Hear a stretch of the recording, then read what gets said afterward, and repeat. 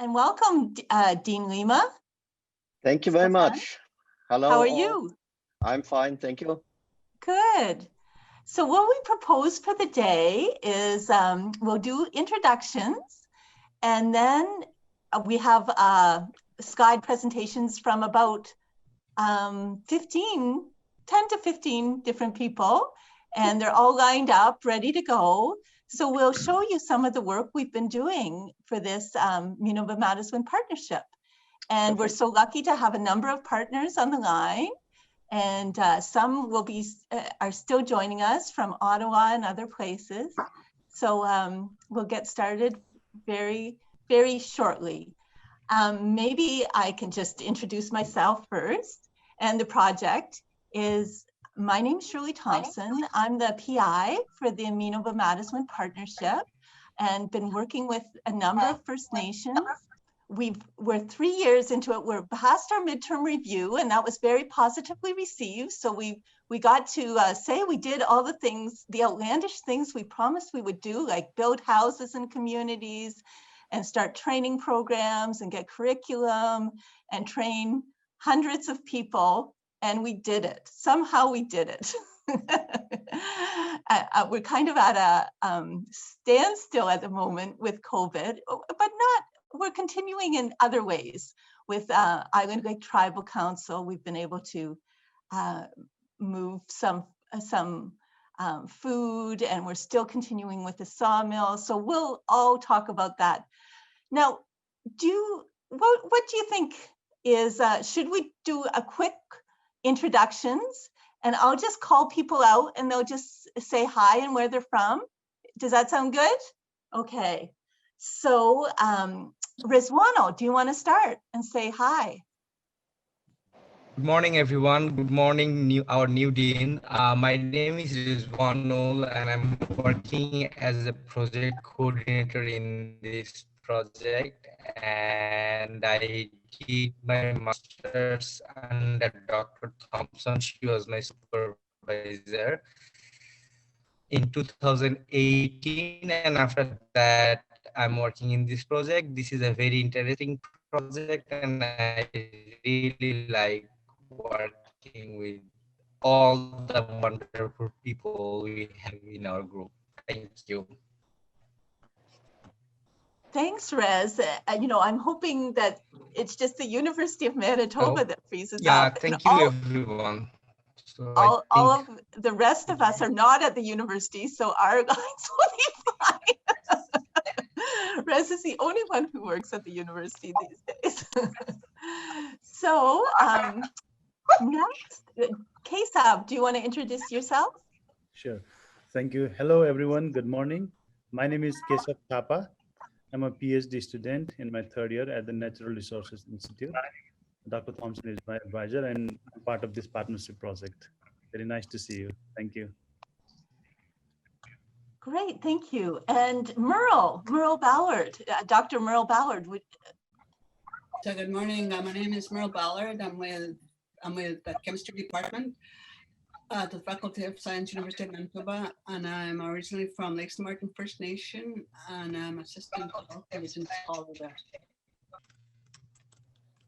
So maybe I'll make sure that we mute our lines when other people are talking, and great to see everyone. And Anna, would you like to introduce yourself? Bonjour, Ani, Ogamakoy Magaze, Jishnakas, Makwadodam, Nashning Mengundunji on Jiba. My name is Anna Neal. I'm originally from Croker, Ontario, and I'm doing my master's degree at U of W in the Masters of Arts in Indigenous Governance. Thank you. And Stewart Hill? Good morning. My name is Stewart Hill. I'm a PhD candidate at the UM. Just finishing up my degree. I did it on water governance, and I currently work for the Manitoba Northern Chiefs Organization, MKO. And I'm originally from Swampy Cree from God's Lake First Nation. That's me. Thank you. Thanks. Norman Wood is here from Island Lake Tribal Council, so under the name of Vince. Can you unmute yourself, Norman? Oh, can you hear me? Yes. Okay. Can you hear me now? Yep. Okay. Okay. Norman Wood. I'm from Garden Hill First Nation. I work with the Island Lake Tribal Council. I coordinate the lands and resources and environment program there. And I work with Shirley quite a bit on some of the programs we do in Island Lake. Thank you. Norman, I know you have to leave Yeah. soon, so maybe mention a few of the programs that we're working on together, because we've done food, we're doing the Mitek Sawmill, and we're doing Yes. land guardianship. Yes. I guess one of our biggest programs right now is the Indigenous Guardian Program we're starting up in Red Sucker Lake. We actually got the program funding announced to us just recently, very recently. And we're just mobilizing to get it going. And this is in Red Sucker Lake First Nation. I don't know if anybody knows where that is. It's very close to the Manitoba-Ontario border.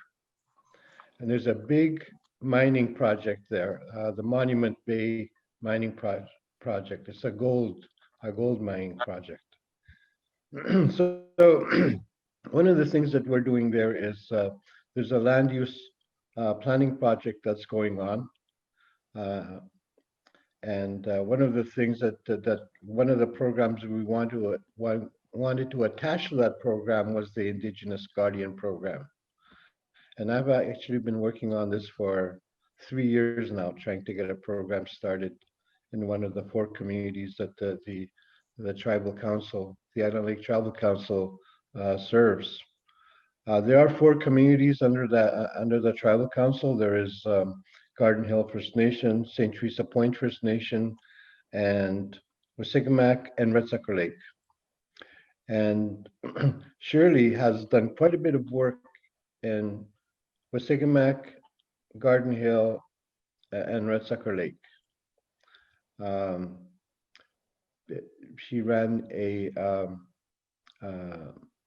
what was it called again? There, The Mino Bimaadiziwin Home Builders.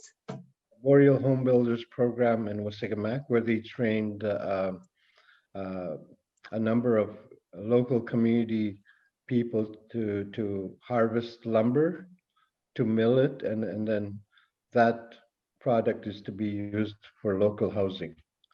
It's a very very good program, and we're hoping that we will carry on the training that was provided by that program into this new project that they have, this new program called Mitek 299 Corporation, which is a home building or a house building business that Wasagamack will be starting.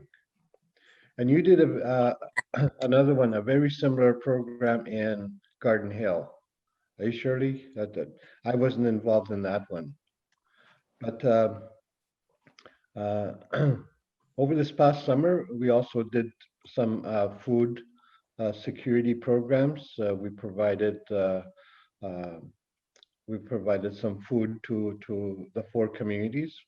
And as part of that program, we purchased some fishing supplies, nets, what did we buy? Tubs, those kind of things. And we sent them up to the communities. We bought 10 nets per community, and the communities used them to hire one fisherman that goes out once or twice a week, brings in fish from whatever the catch is, and allocates it out to people who need it in the community. And that's coming along really well. We're hoping that we'll do more of that in the future. And this is something that Shirley worked on with us. I just wanted to mention that the program that she has developed, the Mino Bimaadiziwin program, has been very valuable to us in our 4 communities. We're very fortunate to have that program. The expertise and the technical assistance that we get with that program, we normally would have to pay for. It would be very costly for us, and our 4 communities are like a lot of First Nations are underfunded, and we just don't have the money to pay for consultation or private consultants. So we're very fortunate to have this program that Shirley has developed. I think that's about it. Thank you. That's great. And let's see, we're just going down the list. I know it's a long list. Katrina, and then Courtney, and then Marlene Bonnycastle. Hi, everyone. My name is Katrina. I am a Master's of Interior Design candidate at U of M. I've been working with the partnership for just about 2 years now, and it's definitely been great to get to know everyone and continue working with everyone. So yeah, can't wait to hear what everyone has to present. Great, thanks. And Courtney's new to the program. Yes. Hi, everyone. My name is Courtney Allary, and I am also a practicum student in the Masters of Interior Design program in the Faculty of Architecture. Yeah, I just started, my project started, I think we're going on 3 weeks now, and it's going until April. And I'll be talking about that in a bit, but yeah, same. I'm excited to hear what everyone else has to present today, and I'm looking forward to my time with everyone. Thanks. And Anita Olson-Harper, who's working on the same project with Courtney, or is actually. Yeah. Hi, good morning, everybody. I just had to unmute myself there, but everybody can hear me, right? Okay. Thank you for inviting me, Shirley. My name is Anita Olson-Harper. I'm a visiting professor from the University of Ottawa. I did my PhD in education from that university, and Shirley, you were my supervisor at the NRI. It was on a postdoc research that was called Our Home and Native Resources, Community Planning and Sustainable Development to Build Prosperity in Wasagamack and Garden Hill First Nations. So I'll talk a little bit more about later on about what I'm involved with and how it is that I'm on the line here with everybody. Miigwech, thank you. And I'm from the Lac Seul First Nation, and I'm very familiar with the Island Lake communities. Miigwech, bye for now. Miigwech, thank you. And Dr. Marlene Bonnycastle, and then Folarin, and Kyle. Kyle's on the line. Great. Good morning, everybody. I'm sorry, I have multiple computers here. Pleasure to meet everybody. I'm Kyle Babiwash. I'm Anishinaabe from Mississauga First Nation on the North Shore of Lake Huron. I'm currently an assistant professor in the Department of Entomology and the Indigenous Scholar for the Faculty of Agriculture and Food Sciences. It's a great pleasure having met some of you and working with Shirley. I guess kind of my new job, as well as I'm splitting time with the Office of the Chief Science Advisor of Canada, again, really building out Indigenous science policy and looking at ways to really increase the equity and the access to not only science education, but also science policy and decision making amongst Indigenous peoples. So, I'm trying to get all sorts of initiatives off the ground, and Shirley's been really helpful with bringing up me into all sorts of opportunities and building up all these great ideas that I'm hoping to work with everybody here in accomplishing. Thanks. Thanks, Kyle. And we've been working on the Indigenous Food Systems certificate, and so that's one thing we'll talk more about, but it's great that you've moved that and spoken to your deans, and it sounds like they're very supportive. Yeah, well, and I think there's just a fantastic, I mean, yeah, everybody really wants to do something. There's not quite a blueprint on how to do it effectively yet. So I think that's important in creating something that's somewhat flexible for all sorts of entry points and exit points to really create capacity amongst Indigenous peoples, for their communities, and for society and academia in general. So all sorts of opportunities, I think. Thanks. And Dr. Marlene Bonnicastle. Good morning, everyone. I am Marlene Bonnicastle. I am an associate professor at the Faculty of Social Work, University of Manitoba. I've been working, I am a co-applicant of this project. I'm working with Shirley for some time, and wonderful experience working with different students, being involved in different theses and different areas, and working with this wonderful group. Thank you. Thanks, Marlene. And Folarin. Hello, everyone. My name is Folarin Solademi. I am originally from Nigeria. I finished my master's in natural resources management under the supervision of Dr. Thompson. We have worked together on various projects in Winnipeg with different communities regarding environmental pollution and lead contamination in South St. Boniface and Point Douglas. And we equally worked on a project with CBC regarding lead pollution in soil in school gardens and residential gardens in North Point Douglas. Presently, I work with Dr. Mike Ballard as a research assistant at the Department of Chemistry. And I will be starting my PhD in January, where I will be working on environmental baseline assessment regarding mining projects in First Nation communities in West Soka Lake and Springpole. Thank you. Thanks. Okay, and Baba Jide. Thank you, Shirley. Hi, Stephan. Good morning. Minokis Gao. My name is Baba Jide, popularly called Baba in Island Lake. I guess it means father, almost across all languages. I've been on the partnership for almost 2 years, working with Island Lake, building Indigenous youth capacity in terms of housing, as well as food, as long as the and other areas that the partnership currently works on. Thanks. And Baba Jide learned at least 100 words in Anishinaabe Normans, and he made me feel like I really have to step up my language. I should know Anishinaabe by now and speak it fluently at his rate of growth. Panos. Hello, everybody. Good morning. My name is Panos. I just started my MNRM program under Dr. Shirley Thompson's supervision, and I look forward to hearing more about all your research studies. And yeah, it's nice to meet all of you. I'm from Winnipeg originally. Thanks, Panos. And Panos has won, he's won, what was the award you won that you're now studying in South Korea on Zoom?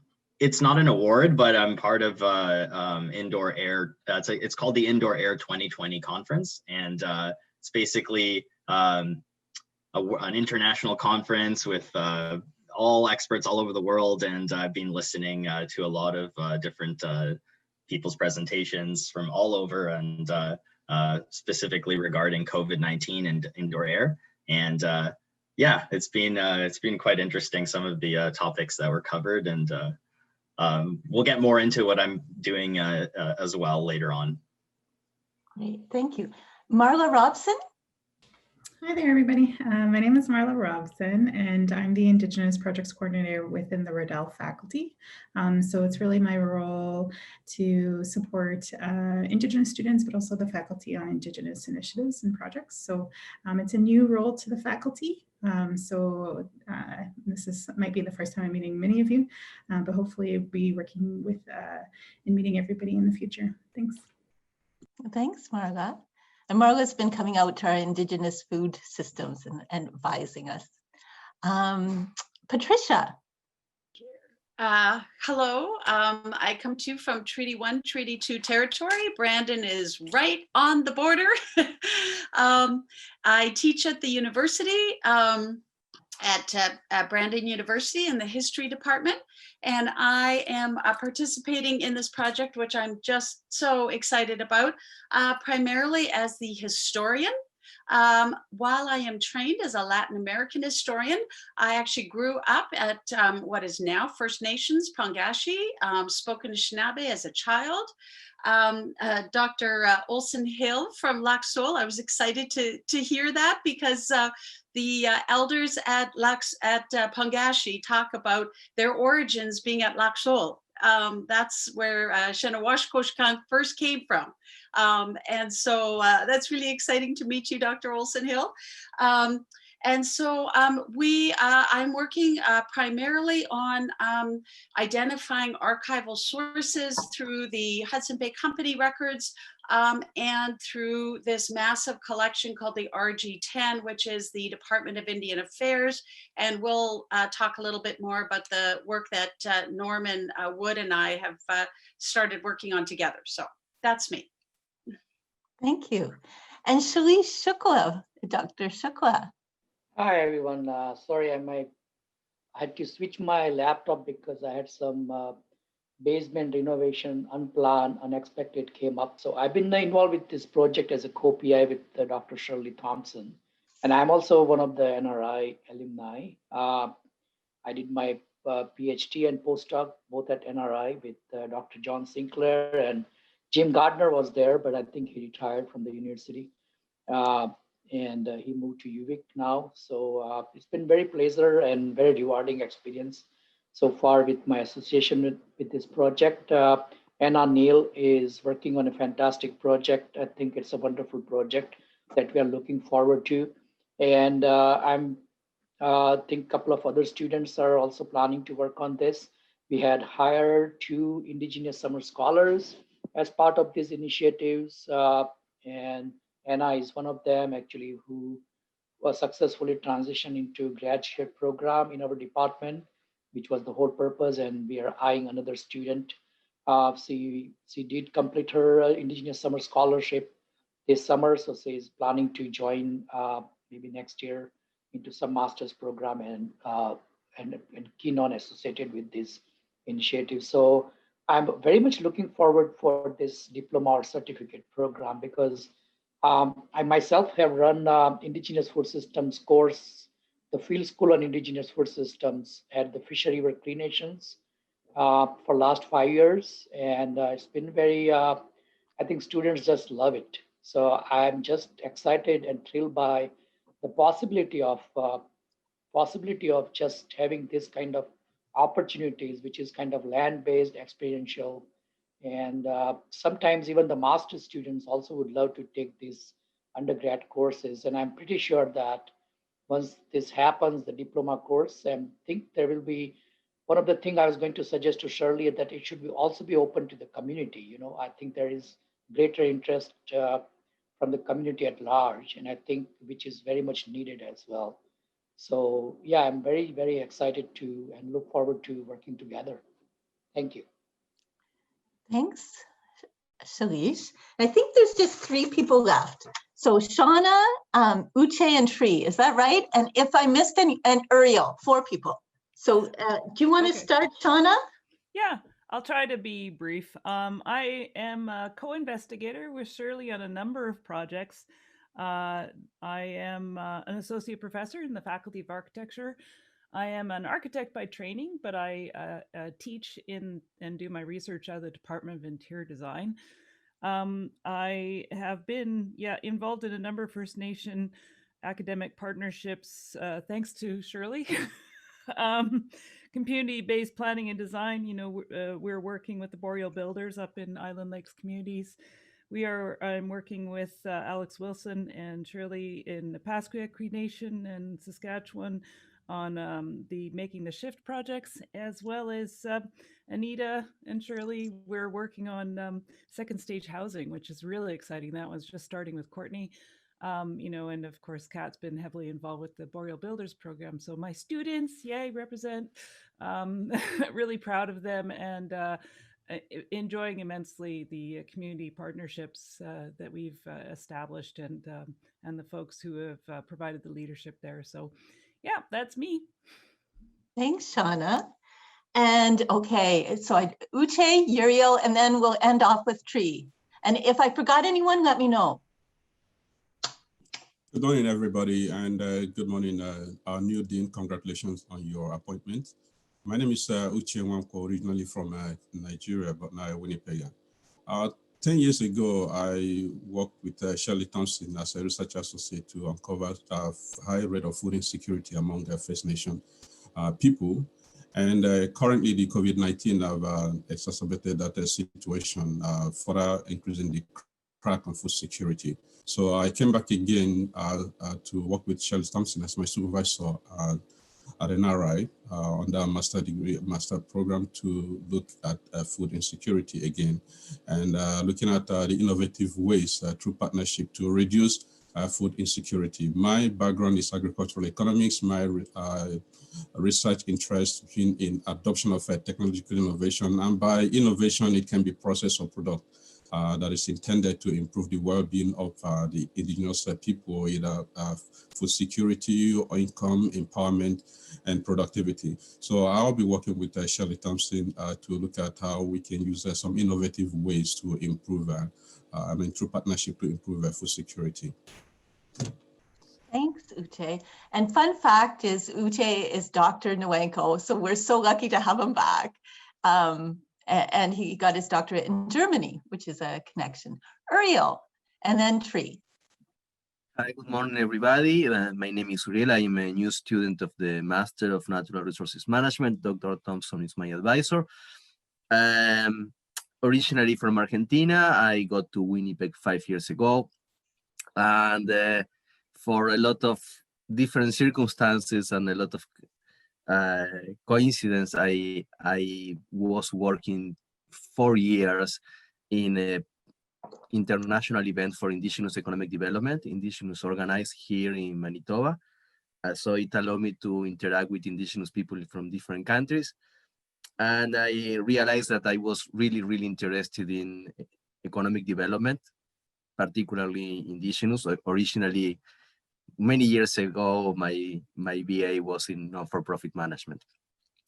And then I decided to continue studying, and I did a certification in economic development, and I decided to continue studying, and I realized that economic development has to be sustainable. So for me, it was a very good match to get in contact with the master.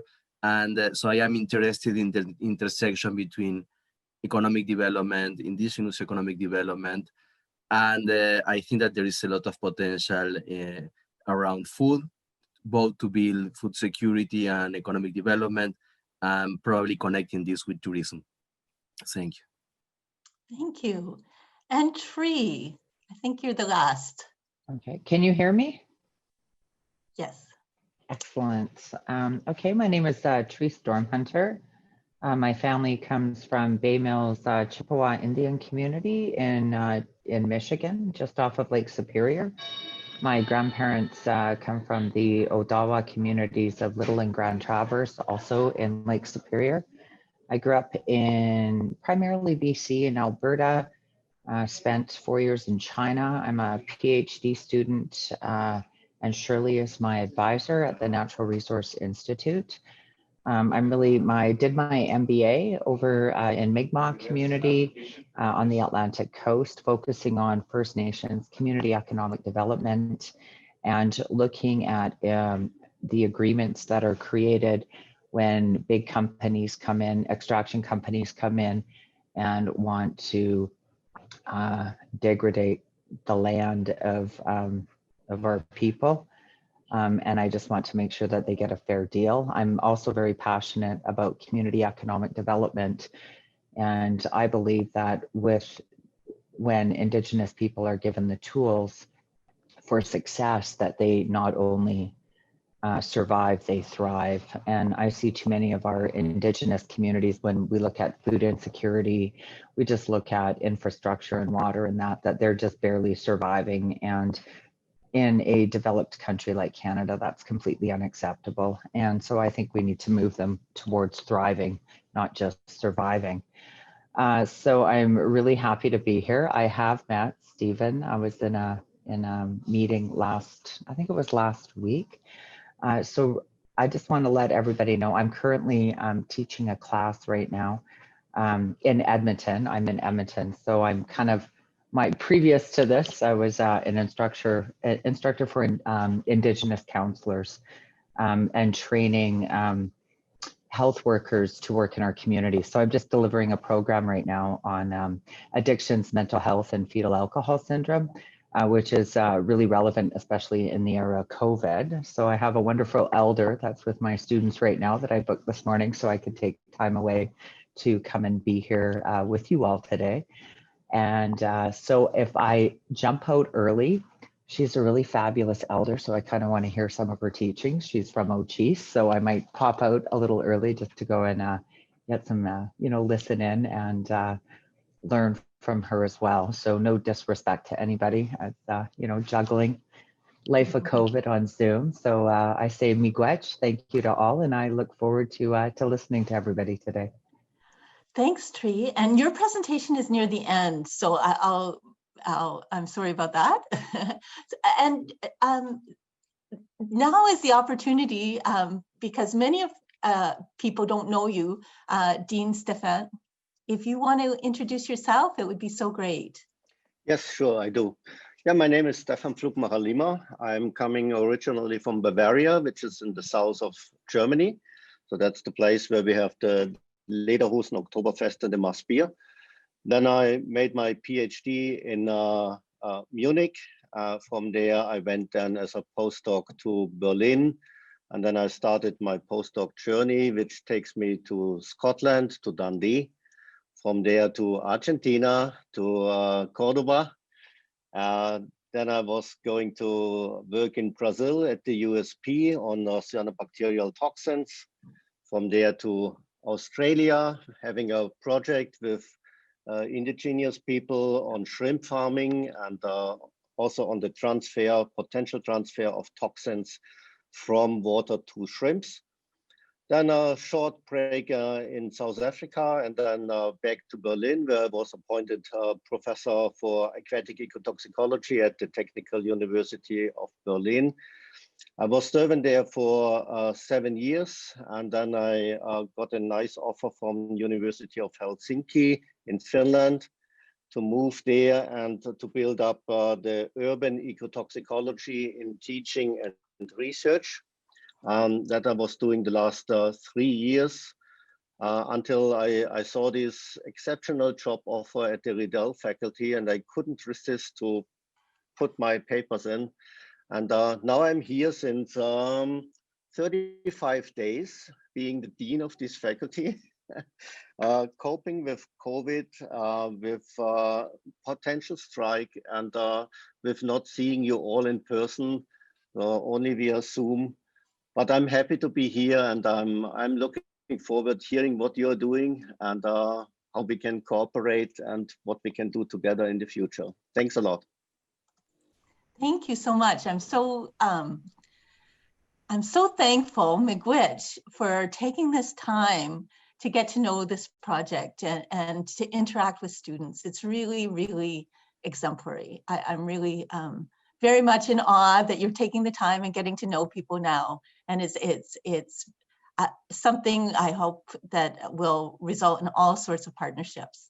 So I believe the Mino Bimaadiziwin partnership has been able to build capacity. We started as a partnership. People came to me and asked if I could help with their housing crisis and said, this program works. We don't have any way for education training. Can you help? And I had no background in housing. And I said, okay. I had been working in food security, and my feeling was that I had to work with the communities when I to help solve the problems when they had 100% or 80% food insecurity, that it would have been unethical if I had just moved on and published. So next, thanks Keshab. Keshab's moving the slides, so I'm just going to tell him when to advance, is by the numbers. We have 4 priority areas: food, housing, education training, and many of these are mixed, and community development. It's a $2.5 million grant, and it will go to 2024. We've extended it, and most of the money is being spent on First Nation students. There's 5 different community partners to date, although some are grouped together: Brokenhead Ojibwe Nation, Garden Hill First Nation, Wasagamack First Nation, and these 2 are, well, the next 3 are fly-in communities: Garden Hill, Wasagamack, and Red Sucker. And Dakota Teepee is just down the highway between near Portage du Prairie. And we're also working with Little Sask, Lake St. Martin, Spring Pole, and Bloodbane First Nations, and that's underway. We have been able to partner. Part of a partnership is requiring that you pull in money from different places. And so we've been able to partner with Winnipeg Foundation, Brokenhead. We just got a CAP with them, which is a community agriculture producers grant for $250,000 that's going to them, that we're working with. Red Sucker Lake with Yamana Mines, Panos, the National Aboriginal Circle Against Family Violence, Spring Pole First Nation, and we're working around MKO. So all right, and next slide. So we've been able to invest in students. I think that building capacity is the best investment. And we've done a lot of undergraduate students, so 83 altogether, and master students. We've been able to fund 19 students, and some of that has had scholarships, right, to increase that amount. But this is basically the Mino Bimaadiziwin partnership. Doctoral students, we funded 7 doctoral students, and then we've done lots of safety supplies and other things, and travel, and many conferences, and many of them invited as well. Next slide. And now we're just going to move. One of the focuses, I teach a ICT class, and hopefully I'm going to be doing that with Merle this year. And so we produce videos is one of our products. And do you want to just start it?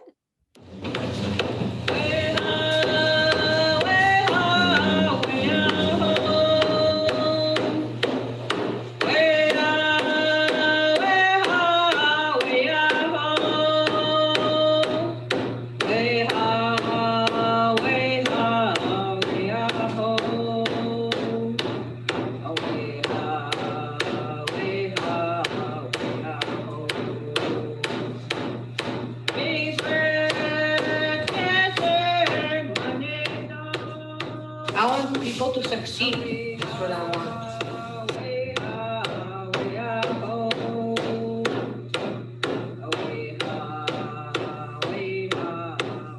So you have the power to direct how this ends up. It's all kind of in your power as community members. I said, this is a passion for me, building homes. Like I designed my own home, I built my own home. I've been in it 48 years already. So whatever I can help the young people with, I pass on my knowledge, I'm happy with that. We are having a workshop today. Ivan Harper is going to assist and be the elder. This is the foundation, right? We only have like 4-foot foundation. When that freezes, the house warps, right? My idea is we go right down to the bedrock, because I know we have lots of bedrock, right? Because I've been digging around here for forever. I have a 3-bedroom, but with no drywall, all wood paneling. Try to make it as natural as wood as we can make it. Wood burning stove, we can have it right here at the middle of the house. For us here, like outdoor people, right? When you get home from a long shuttle ride fishing, we need a place to warm up right away. You know what I mean? And it's very important that we have a wood stove in case we have a power outage. Stacked cord walls, which is chopping wood to a certain length and using that to stack entire wall systems that is allowed to breathe so the air moves in and out. The interior wall is going to look like this, made out of logs. Plan, he's got a floor plan, he's got an outside. He's got a structural plan too. Your house, we're talking about your house.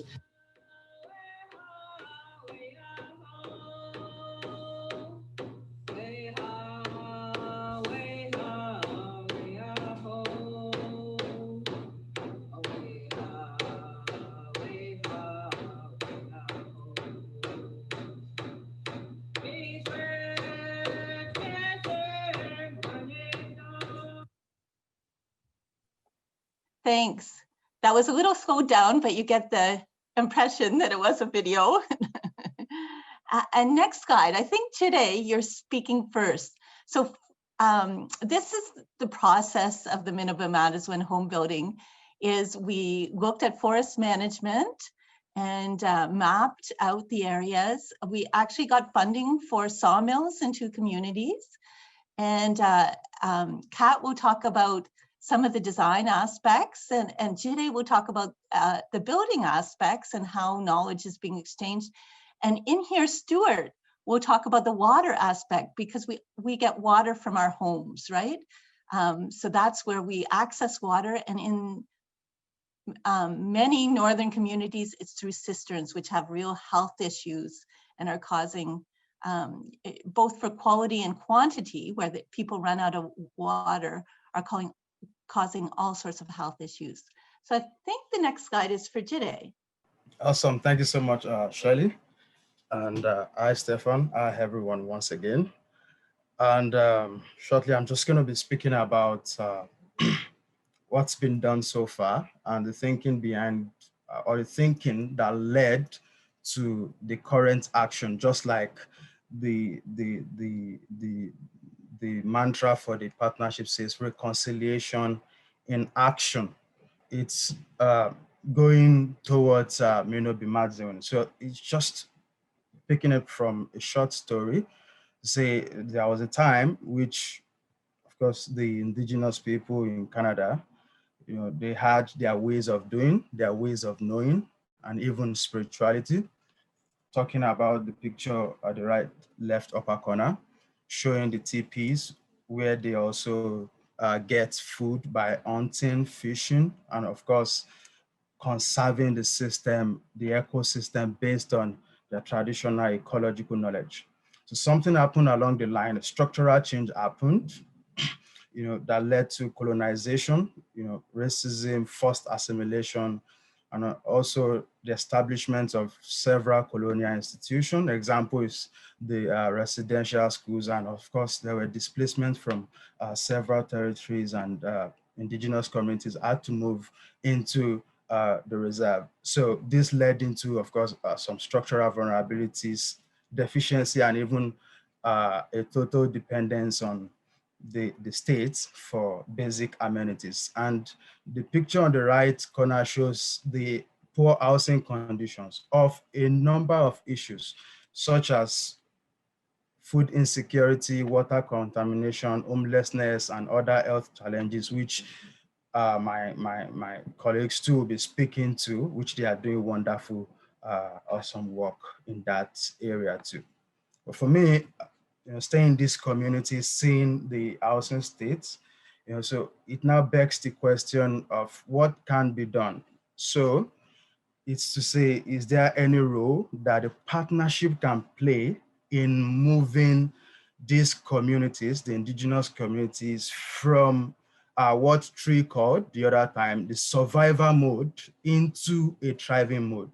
So that's talking about how they can build resilience using the land-based transformative capacity building, which means it's going to move them towards restoration. 2 things in mind is for restoration to happen, and again for reconciliation to happen. So there are 2 goals there, which is to bring about restoration and reconciliation. in between the indigenous communities and the state. So how do we go about doing this at the level of the partnership? So the partnership now decides to address each issues with different programs. For the housing issue, we have the Mino Bimaadiziwin Home Builders Program, which was done from 2018 up to this year. And it involved 2 First Nations, and Vincent Norman spoke about it from ILTC. And also ATI was involved, IDSS, and of course U of M at the level of the partnership and NRI. So the project had to do with building, the outcome of the project was to build about 4 houses in these communities, and also to keep running a community-based social housing enterprise, which Norman mentioned the other time as MITIC 299 in Wasagamack First Nation. And of course, Gardini also is in motion trying to get such social enterprise running so they can keep building capacity. That way, we hope and feel that sustainability is built into the work that is done, so we can consolidate the gains from the program and previous projects done in the community. Next slide. And of course, on that slide also, I have a picture of Trudeau showing reconciliation with the indigenous community, and also the kind of housing that needs to, that fits all of this community. Like it's said that the indigenous communities or the indigenous people are the experts of their own story. And also they are the ones who know the solutions to their problems. So all we can do is to, of course, set up partnership, provide technical assistance, as mentioned by Norman, to improve all of these conditions.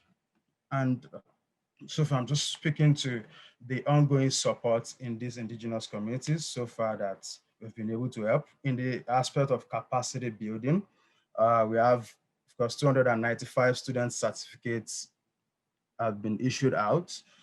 Currently waiting to give out the Mino Bimaadiziwin certificate with forester and housing construction designation.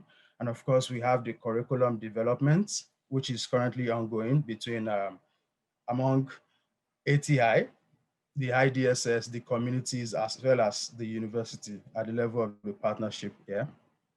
And so, of course, on the other side too, we have the research and indigenous community engagement, which is very important to say we have to document all of these experiences so that we can provide learning exchange programs in between or amongst indigenous communities to say how has Lake St. Martin First Nation done or solved this problem? Can we also replicate it in probably Brokenhead, Ojibwe Nation, or in any other First Nation? So all of these researches and indigenous community engagement is just to document the experience and as well as creating an environment for learning exchange. So for my own research, based on my understanding of what's happening in the community, which stems out of my stay in the community for about 6 months, working with the students, teaching math and some other programs, of course, both on site and in class. And it was wonderful. And the question in my mind was, how then do we, knowing fully well that, okay, the indigenous communities are building resilience towards all of these structural vulnerabilities, the question is, how do we measure the impact of all of these partnership programs on the indigenous communities as well as the indigenous people themselves? And looking at that, first was to look at the cost benefit.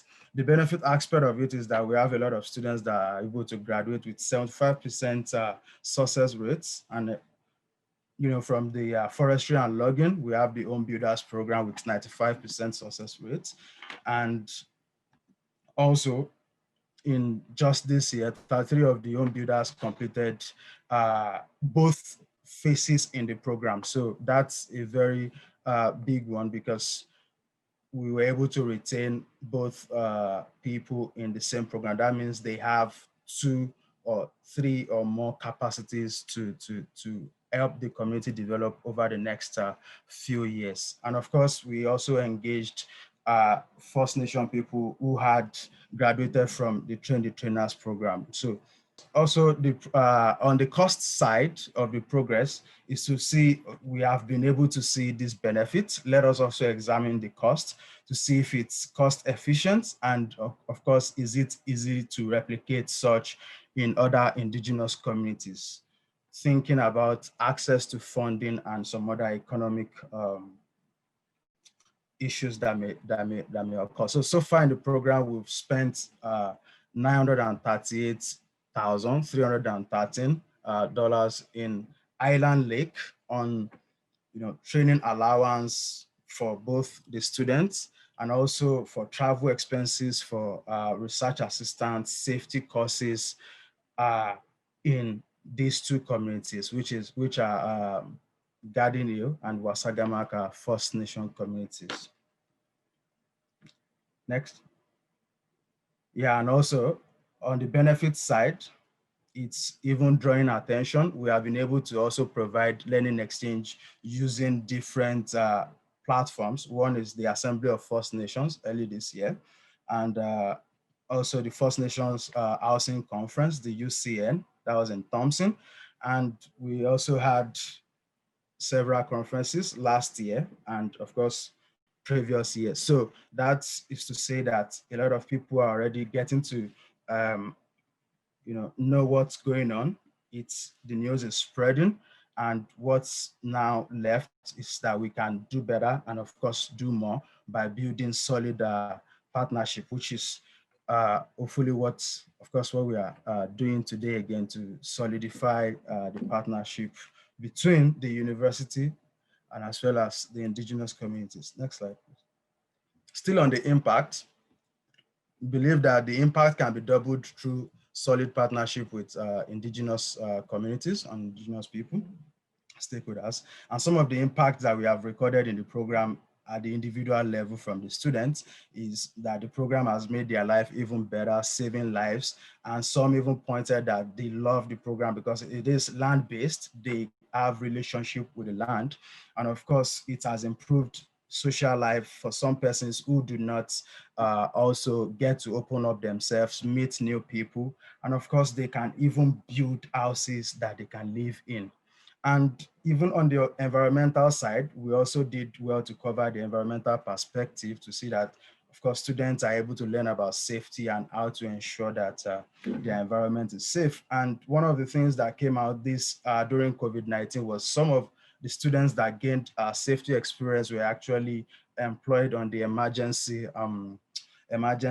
committee for COVID-19, all of these communities, and they have been doing great work. I think so far there has not been any cases in this in Island Lake communities. So again, that's another level of impact. I think it's worthy of mentioning. And so moving forward is to say, how then do we even build a partnership? Laying on lessons that we have learned from this program, and of course, the experiences that we have documented and the research, both qualitative and quantitative. So first thing is that we need to, of course, do more of capacity building. How can then the university help indigenous communities to do more of capacity building? I'm very much aware that that the partnership planned another capacity building in terms of housing design, I think, which my colleague will be speaking to that later on. And also, another recommendation is how can we also enhance student learning in terms of getting them textbooks, materials, and also internet services. How can even the university advocate more for improved education in all of these communities? Another thing is working with other agencies at the level of the partnership, which we can see that we have a lot of people from outside the University of Manitoba too that are contributing to this development process, this reconciliation action. And another thing that came out from the research is that the university can do more by helping these communities to source for funding and also source for research, training and expertise, helping land-based education, like developing curriculum for these communities in terms of capacity building in their community. And also, how do they even mobilize knowledge generated in this community? How do we decolonize research in the community? And how do we even make Indigenous students, move from the community into the university? How do we smoothen the transition from Indigenous community to the university education? So those are the recommendations that we are able to get at the moment from the research that is ongoing on programs organized in the Indigenous communities. Thanks, Jide. So Jide is part of a national-wide study where we're following the trainees. I think we're following something like 167 people over 3 years. So, and seeing what a difference the training and the education programming is making in their lives on different levels: social, economic, psychological, environmental, natural, so all the sustainable livelihoods capitals. Next, please. I think Stewart is up next. Okay. Yeah, the topic of my my dissertation is the water governance and the water accessibility to for First Nations and their infrastructure inside their community. So the first slide here, I'm going to talk a little bit about, I think I have 10 minutes, I think. Okay, I'm going to talk a little bit about, when you talk about First Nations issues in Canada, context is very important.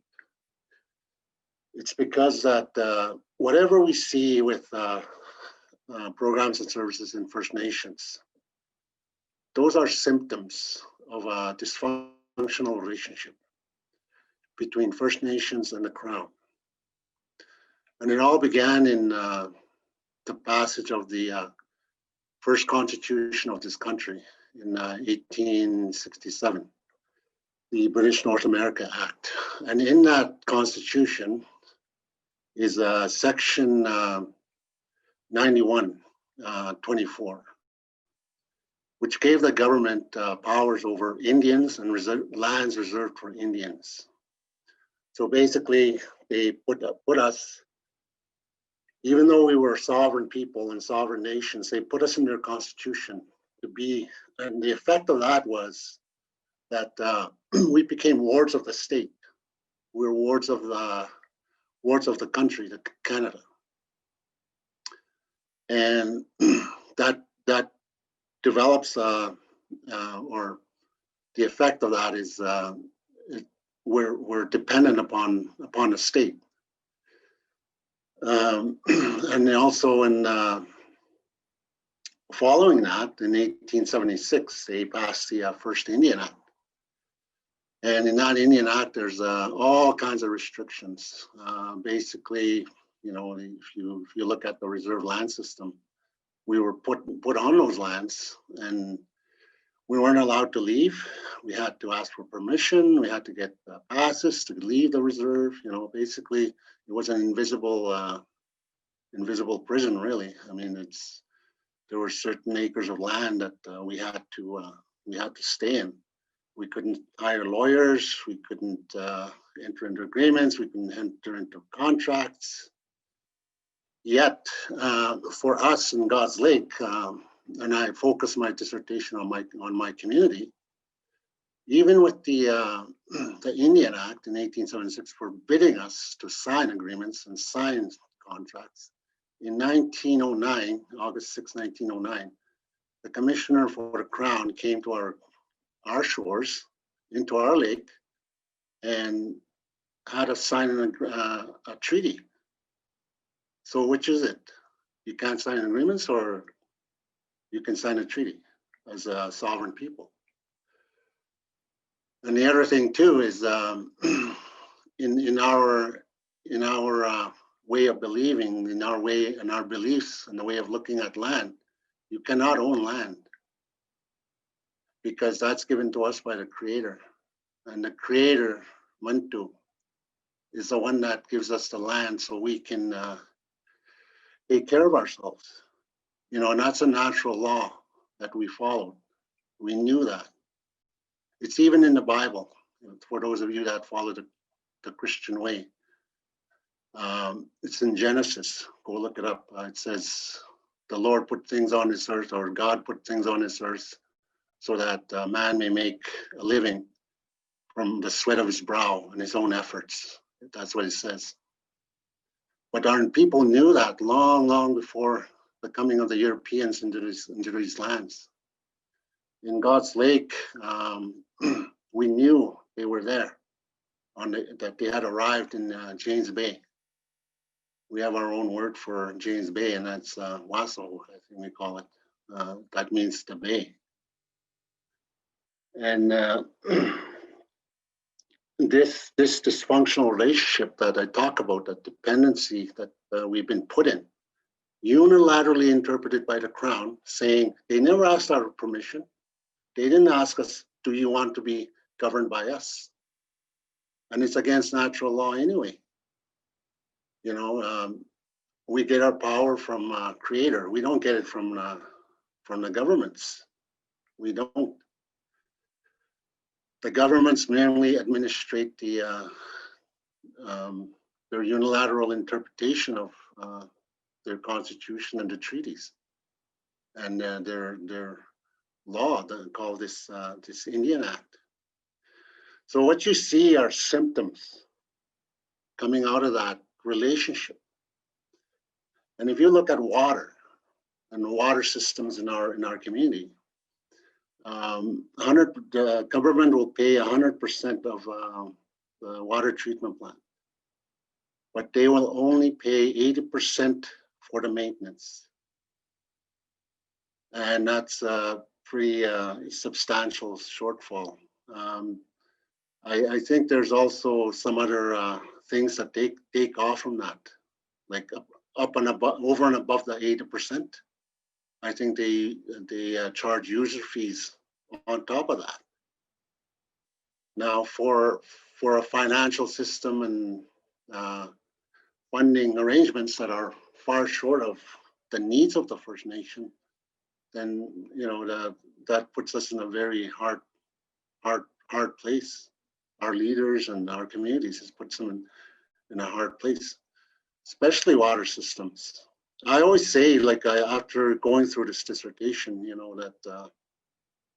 that you know, water could be a catalyst for this push for self-government and sovereignty and independence and self-sufficiency. You know, it can be a catalyst. And I'll just go through this diagram that we had put together. I'll start in the east there, the green thumb. Emergency provision for water. That's okay. Like they build the treatment plants and then they come in whenever there's an emergency. And that's to be expected because they have a fiduciary duty from all their laws and their treaties. But maintenance, service, repairs for cisterns, that's a high cost to us. That's only, again, all of these are only funded 80% of the total cost. So that's a lot of costs there. There's limited capacity. We have a circuit rider training program that supports water operators and provides them training. But it's an outside entity that is funded by the government. Like there's no I guess, integration into the governance of the community. Oh, stay on the other slide, please. I'm going through each of the things. Okay, limited capacity. This slide is important, but I'll just let you know, Stewart, is that we have half an hour left, but hoping we can extend our time. Okay, well, you can read it, I guess. You can read it. Okay, and then, okay, go to the next slide then. You can read that. Okay, you can read through that. Okay, so in my dissertation, this is, I based my dissertation on the medicine wheel. And the spirit, the physical and the emotional and the mental aspects of the system and the person. So this is what I came up with. If we were to govern ourselves, this is what an ideal system for me would look like. First of all, we would undergo planning, and we, in our language, we say "Unashtigion." And then the community water system is called Nipibim Panon. That's like the water system in the community. And our communities are not separated from our traditional territories. We got Chieski, we call it the traditional territory, and we have to manage and govern those waters that are in our territory. Like our use does not end at the reserve boundary. Gauze Lake First Nation governance in Inuukumawan means governance, the way we govern ourselves. And the top plane would represent the water governance, and then the bottom plane would be the source water and distribution. So to me, that's the ideal water system. Now you might ask, why can't you do this now? It's because of that dysfunctional relationship that I talk about. You know, we don't have enough resources to carry this out. But if we did, this is how it would look like to me. And one of the things that that I learned, like combining the medicine wheel, is the Indigenous learning process. This came from a Dakota elder that I talked to at the Indigenous Student Center here at the U of M. And he said that the way we process information is through heart, mind, body, and spirit in that order. He said, first you feel an emotion, then you think about it, then you act on it, and then that becomes your experience with your spirit. So the learning process that we have to go through is, first of all, that emotion has to be there, that caring has to be there, like the caring for the water, the caring for learning how to utilize the skills and the knowledge that you have to do something about that situation that we have in the community. Just as you've seen in the Mino Bimaadiziwin process, that the presentation that we just looked at, you know, that came from a lot of people having the emotion and the caring to do something about the dire situations in communities. I think I'm out of time, so I'll just stop there. And I guess we can do questions later on. Okay, thank you. Stewart, and did you just want to mention something about, I know you've been trying to get a access program in this faculty for a long time. Did you just want to say a quick word about that? Okay, yeah. I graduated from the NRI in the master's program in the 1993, and then I came back in 2013, and that's when I started my PhD program. But one of the things I've always thought about over the years is to have, how can we recruit more Indigenous people to go through the NRI? You know, how do we get them through here? Like, since I graduated in the master's program in '93, there's only been a handful of Indigenous people, Métis, First Nations people that comes through the NRI program. And I always wonder, we need so many more. Like, I look back and I don't see anybody behind me. How do we increase that? How do we change that? Like I said, I don't see anybody behind me, like, you know, and I'm getting on my years too, so. Okay, thank you. Thank you. And Kat. Good morning, everyone. So I've been working in the partnership for over the last 2 years and have been able to take part in some very interesting projects and work with many different people from various cultures and disciplines. So today I'm just going to share with you some of those projects, as well as touch on some of the work that I'm currently doing. Next slide, please. All right, so one of the first opportunities that I had with Mino Bimaadiziwin partnership allowed me to take part in the One House Many Nations muskrat hut build. So the muskrat hut is a mobile washroom and kitchen that is used to make land-based learning more accessible to students and elders. So by taking part in this build, I got to experience firsthand what successful Indigenous design really was and what that looked like when it was carried out by a diverse team.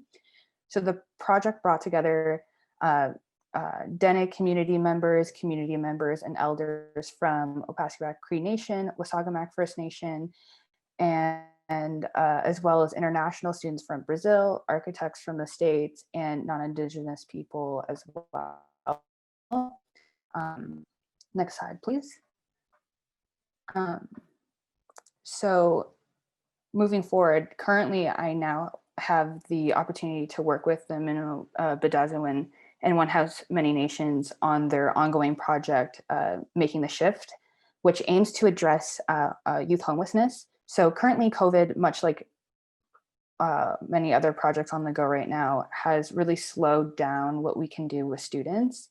So we're kind of limited to online learning at the moment. However, this has allowed me to create some online SketchUp lessons. And for those of you who might not be familiar with what SketchUp is, it's a design software that is free to download and you can use as long as you have access to Wi-Fi.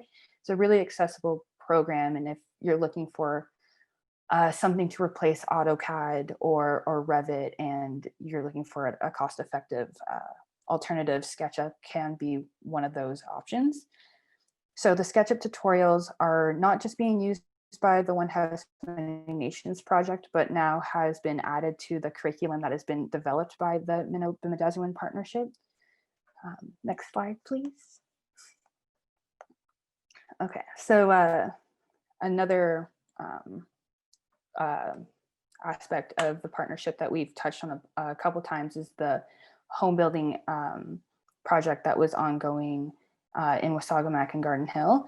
So when I first started, I was brought into the housing project taking place in Island Lakes, and the goal for this project was to build 2 homes in each communities with a design process that relied on community vision that was also carried out by local labor. The design process started with a community design charrette.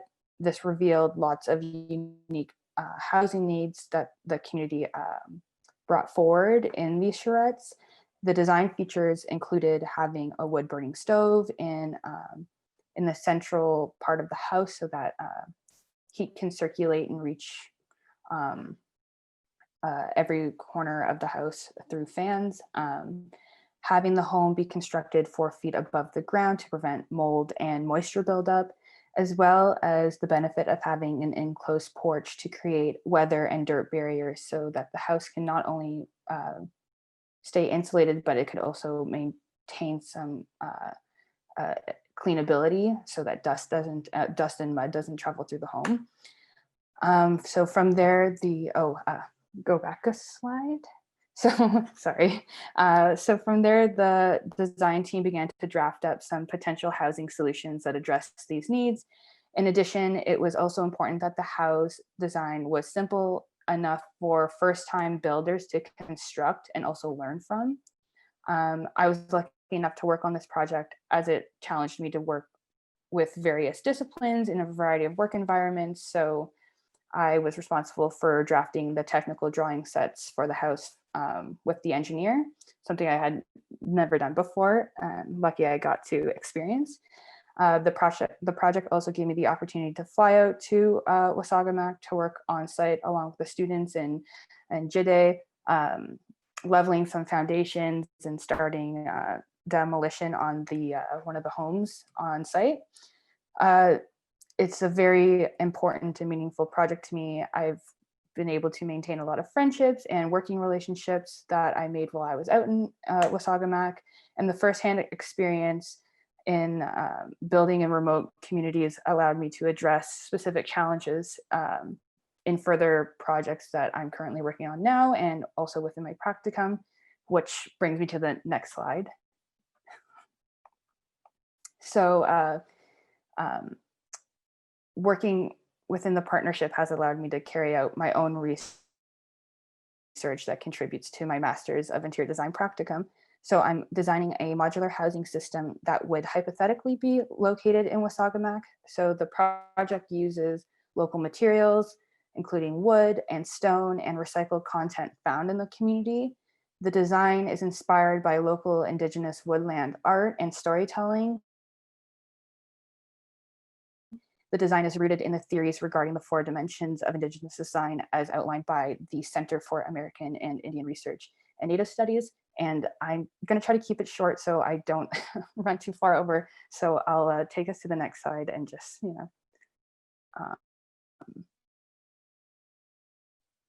have a little like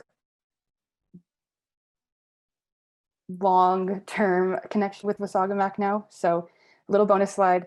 I can't talk about my experience with the partnership without mentioning that a little piece of Wasagamack came home with me. This is Kona, she was adopted.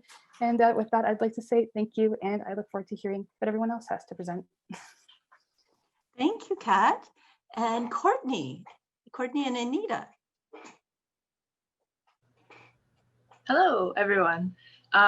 So I will try to make this quick. I'm in the beginning stages of this project, so I'm sure that won't be a problem, but I'll let you know what I've been working on, what the plan is for the project, and get right into it. So next slide, please. So this project is focusing on second stage housing for Indigenous women in First Nations communities and remote communities. So just an overview for those that might not be familiar with second stage housing. It's essentially a part of a system that allows women to escape from violent environments, specifically domestic violence or intimate partner violence, IPV. Chris Mackey, who is a current sort of leader in this research, defines second stage housing as shelters that are transitional supportive housing for intimate partner violence survivors who are at a high risk of danger post-separation and who need additional time and support to heal from their trauma. So looking at the system, you can see in the diagram on the page, the system consists of emergency shelters, which are places that are ideal for immediate emergency situations where women have to escape from an immediate emergency. Second stage shelters are the next step. So not a permanent situation, but a long-term opportunity that provides time away and time to heal from these situations. The typical time for that is 6 to 9 months, but can be up to 2 years. So it just allows these women and their families to live in a communal situation as a sort of group healing method. And aided by program staff, these women can begin to rebuild their lives and transition to a permanent living situation after the 3rd stage into permanent housing. So while I've been, can we go back just a quick second? Thank you. So second stage shelters are the weak link in this chain because there is a lack of relevant literature, along with a lot of other problems, including funding, programming associated with them, knowledge, and flexible design models, which is what I will be working on. And then just at the bottom, Indigenous women do experience a higher rate of partner violence, which makes this project really important to help with that demographic. Next page. Thank you. So the unfortunate reality in looking at the barriers for this typology is that in Canada, there are like very minimal second stage housing or shelters in First Nations communities.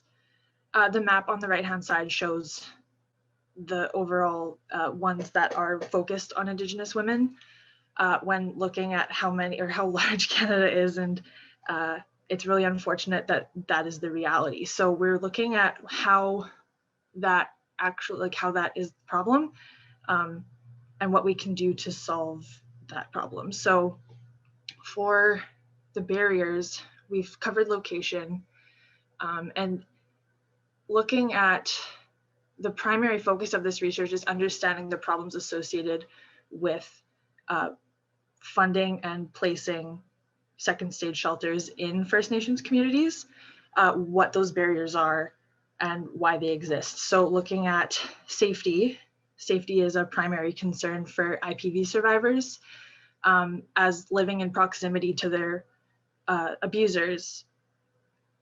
That's a problem in itself. And then also the safety of the facility can lead people to choose non-secure environments to take shelter in versus an actual designated shelter. The third problem, design guidelines do not exist, which is what I'm looking at. In my opinion, or in my research, second stage shelters are seen as quite opportunistic. I'm lucky to be working with Dr. Olsen Harper on this. She was able to travel to do some site visits in Alberta to get some data and opinions and insights on living in second stage shelters. And it was found that shelters that were designed and built to be shelters were much more successful than those that took over old builds or took the opportunity to like renovate and put that typology in a building that wasn't suited for it. So looking at how we can improve the model to make it the most universal it can be across Canada is a primary concern. And then funding for these projects is also just an overall concern for staffing problems, funding for the programs, and funding for the building. I added this image because it is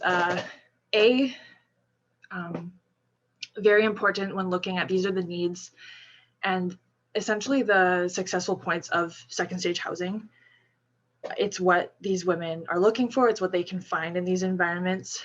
This is also influencing my programming for, or like my, my program for this project: healing, financial security, permanent housing, safety, and independence. And ultimately, those are the goals of the women that are looking for a safe haven. So that's really important on many levels. So just an overview of the objectives and my role in this project. So the one is to study technical aspects. I'm looking at the National Building Code and regional building codes for areas that would benefit from this project or this typology, to eventually make a model that is universal, or as universal as we can make it, to be implemented in remote communities. The second is to look at the budget considerations for these projects. I will be working with the CMHC and a local, and now that I have this networking opportunity, I know that there's lots of people that are involved in these types of projects, so they're not a typical housing project.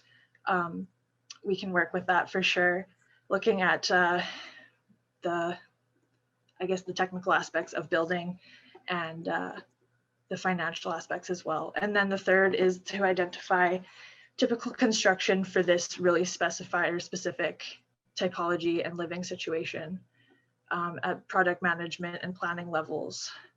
And then we have the benefits, and my benefits I have in there. But I think to conclude, I'd really just like to say that this partnership is very beneficial in implementing multidisciplinary research and collaborative research, which I think is so important for Indigenous communities and the university to do together, as well as inviting different disciplines. I think this is a really interesting project to look at from an interior design perspective.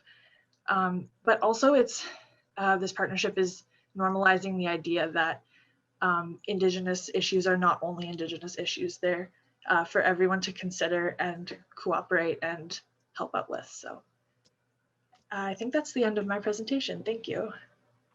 Thanks, Courtney. That was great. Anita. Yes. Okay. So I already said all this when I was doing my introduction of myself. And Courtney, thank you so much for what you wrote in your slide presentation. It is very thorough. So I'm going to just go maybe onto the next slide. Okay, so I'm just going to go through this because basically Courtney went through this. So because I'm an independent contractor, I have many clients, and one of them is the University of Ottawa, and another one is a NACAFV, the National Aboriginal Circle Against Family Violence. And our membership is mainly the 43 Violence Against Women on Reserve shelters across Canada. And in this project, we partnered with the U of M, the Mino Bimaadiziwin partnership, to help us with putting together the design aspects of the feasibility study that we're working on. And this is for Indigenous women's second stage housing. And it was through MyTax that we got to meet Courtney. And again, Courtney, thank you for all the work that you're doing. And we look forward to continuing work with you. Next, Shirley. Thank you.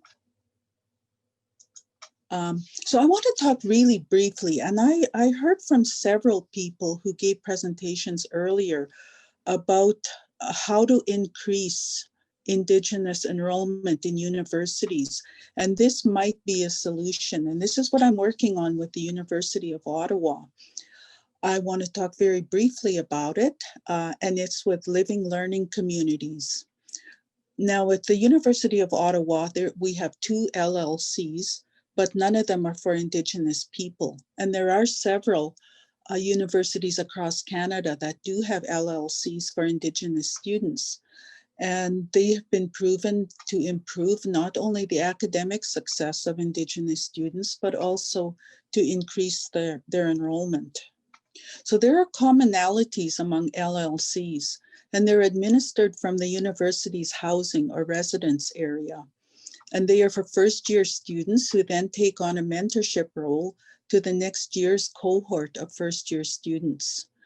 Indigenous LLCs are closely affiliated to an established Indigenous entity within the university, such as a resource center or a Department of Indigenous Studies. And LLCs, they provide shared learning through schedules for cohorts to take a certain number of classes together. And this is really advantageous to community learning, community being the Indigenous body of students, in that they're able to hash out their questions with each other and also their professors. And a dedicated community liaison person would engage with the parents, families, the wider communities, and there's a bit of marketing involved in this. And it also includes with business and other agencies. And this could be a First Nation or organization's education department. For example, the Assembly of Manitoba Chiefs educational staff. So at the University of Ottawa, we're aiming for an Indigenous LLC for September 2021, which we hope will be post-COVID. Next, Miigwech, thank you. Thank you. And Panos, that was marvelous, Anita. Yay. Thank you. Hello, everybody. The topic of my research is improving indoor air quality in our homes, a rising challenge. Next slide. It's a pleasure to welcome you, Dr. Lima, to the university and the faculty. My name is Panos Polyzois. I'm currently in my first year doing my master's, my MNRM program. I'm also new to the Natural Resource Institute, and Dr. Shirley Thompson is my supervisor. I'm also a member of the Mino Bimaadiziwin partnership group, and my research deals primarily with indoor air quality and remediation in First Nations housing. I'm in my first year as an eAccelerate entrepreneur under MyTax, which has partnered with North Forge, an entrepreneur incubator and fabrication lab. Has also partnered with the University of Manitoba and the Stu Clark Center for Entrepreneurship. And in addition, I've been chosen to partake in I2I training, which is conducted by the Simon Fraser University. And this program is designed to offer new entrepreneurs the tool and skills they need to turn their ideas into marketable ventures. As you are aware, the quality of the air we breathe is a topic of great concern during these times. Toxic particles of sufficiently small size can penetrate deeper into our lungs, and they stay there for prolonged periods of time. Radon, particulate matter, or airborne mold spores can be unsafe at unsafe levels in our homes, and they can stay unnoticed. COVID-19 is also now classified as an airborne virus by the Canadian government. My research, as I had said, will primarily focus on indoor air quality and remediation in First Nations housing, where indoor air is often unsafe and residents are at an elevated risk of respiratory illness. My research will address the following questions. What are the unique concerns and challenges of First Nations communities regarding indoor air quality? To what extent does indoor air quality affect their lives? What are the benefits and possible pitfalls associated with different remediation practices designed to mitigate indoor air quality? So ultimately, my goal is to develop from the ground up a hybrid ventilation air purification system, which can be used to retrofit existing homes. This system will be low cost, low maintenance, unobtrusive. It will be designed with a model-based approach, easily implemented in more northern communities, appropriate for use in First Nations communities, and it will be based on verification tests in accordance with current standards as required by the National Research Council of Canada. Thank you for listening. Great, thank you. Now that ends our focus on housing, and we're going to turn to land-based education and start into the food aspects. Food and community development. So Keshab, Trea, Anna, Uche present next. Okay, thank you, Shirley. Hello, everyone. Good afternoon again. My name is Keshab Thapa. I already introduced, so I'd like to acknowledge that now I'm in Treaty 1 territory.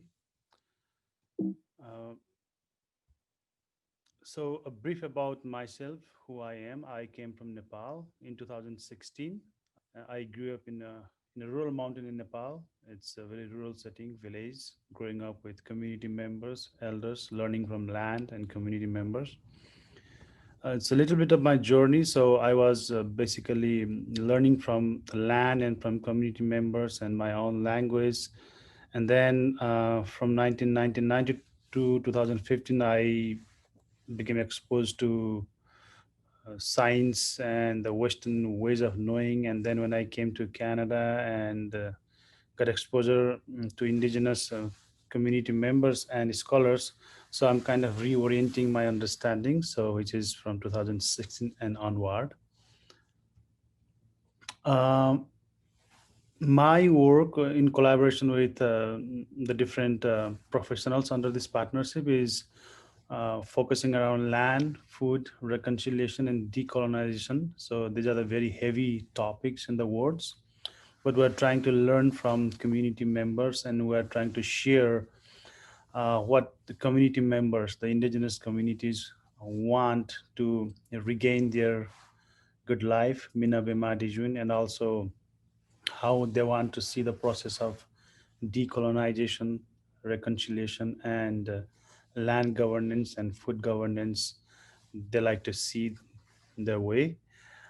So we are sharing the knowledge that we learn with the community members, as well as to the academic communities, as well as we are making different kind of videos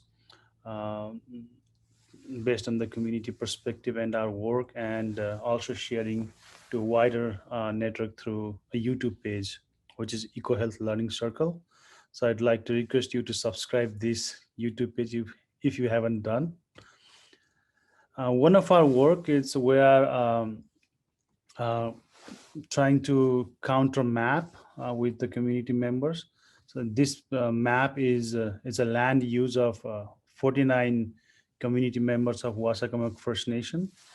Already Stewart and other colleagues were saying about the reserve land where the community members currently located because of the colonial policies.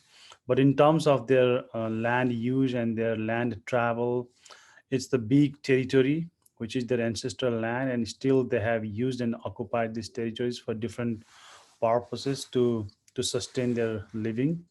So this is one of our work, because from the Canadian government's the policies perspective, this land could be a land for promoting resource extraction like mining, hydropower, and other kind of industrial development. But for the community members, this is really a sacred land, pristine land that is important to sustain their livelihoods, and also that is important for their future generations.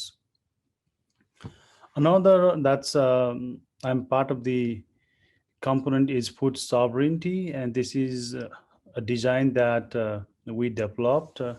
I was also in a team with Leah and Cheyenne from Island Lake and Kaylee, my colleagues. So we tried to use how permaculture principle can be integrated into the indigenous knowledge system, and that could contribute to food sovereignty of the community. So this is a kind of food sovereignty related activities that I am interested further to explore. Another work is that I'm focusing is in treaties and indigenous self-determination. Steve DeRoy from the Firelight Group was showing us some of the lands in Manitoba which were not part of the treaty, and Dr. Thompson and I were doing on this on demarcating this area. So these green areas are the lands that are not under any treaty in Manitoba. So this is the kind of work that we're trying to do. So what does it mean to the community when there is no treaty land? That means this is the land that the indigenous communities didn't share to the non-indigenous peoples. So that means they have their full jurisdiction over this land. Although as defined by the treaties, they have their self-determination and they have their inherent right to their ancestral territory. But these are the areas that are not included in the treaty lands. In Manitoba, this is one of our focus. Another, my colleague Tree will present in detail, but this is another part that I'm focusing on with Tree, Dr. Thompson, and a team from the Winnipeg Foundation about indigenous philanthropy. We did where the community foundations are located in Manitoba, and we could see mostly located in southern part of the province, and mostly in Treaty 1 and Treaty 2, and in Treaty 5, there are only 2, but there are many indigenous communities in Treaty 5. And even in other treaties like Treaty 1, 2, 3, 4, these these community foundations are quite away from the indigenous communities, and they barely have any programs with the indigenous communities. So we're seeing there is clearly we're seeing there is a role of indigenous community-led community foundations, and we're also running a webinar series to learn from different peoples who are working with establishment and promotion of indigenous community foundations. Regarding this partnership, what I'm finding is this is a very important forum to learn from different disciplines, not only from geography or not only from one particular discipline, so learning from different disciplines within the university setting, as well as learning from the communities and community members and their experiences. So I'd like to say it's a transdisciplinary process, and it's really focusing on how our activities and how our research and actions can contribute to reconciliation and decolonization in Manitoba and in Canada. And the typical part that I would say is we are working with indigenous communities as defined by their needs and priorities, not enforcing what we want to do, but it's more sort of how or what way the community members want us to define our work so that it is really directly beneficial or applicable to the community setting. And I'm working with the communities in Island Lake and a community in Northern Ontario, Springpole Lake, and also Brokenhead Ojibwe Nation and Dakota Plains through this different kind of land, food, and philanthropy approach. As our dean is here, so I'd like to share some of my expectations that I learned so far, and I think these are some of the important areas that as a faculty, our faculty, or in some cases NRI as a department should focus on. How we can promote a meaningful engagement from Indigenous communities in the academia. For example, how, let's say, when we form our research, when we form our supervisory team or the research committee, usually the person needs to be a member of the Faculty of Graduate Studies. That's kind of limiting the access or limiting the integration of community expertise and knowledge. So we need to think about how we can have a community members who has a long experience of working on land can become a member of our supervisory team or the committee. I think that would really enhance learning and also the transdisciplinary approach of our research.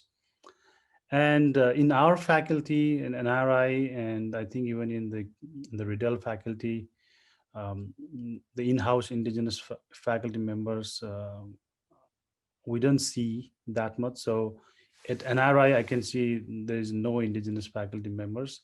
So I think it's important that we hire faculty members from Indigenous background so that we could have direct access to the faculty member and also the courses. Otherwise, we need to go to other departments. That's one way to learn from other departments, but it's important that to have an in-house expertise or in-house faculty members from Indigenous perspectives, the community. So in this aspect, I think it's really important that we get a commitment from senior management and leadership. This is the right time, and this partnership has been providing sufficient evidence and relevance for the need of bringing more Indigenous faculty members into the department and in the faculty. And because Canada is also, as a country, as well as Manitoba as a province, is focusing on reconciliation, and there are movements for decolonization. So I think it's important that we have a regular discussion and also a plan of action for at the faculty level, how we want to contribute to the process of reconciliation and decolonization. Lovely. Thanks, Keshab. Tree? I think Tree is not there, so I can fast forward, yeah. And then I think Anna is next, and we can go back to Trees. Or do you want to speak to Trees, but very quickly? Okay, so it's about the Tree. I and Dr. Thompson, we are in this Indigenous philanthropy project. It's a partnership among University of Manitoba, the Winnipeg Foundation, and MyTax.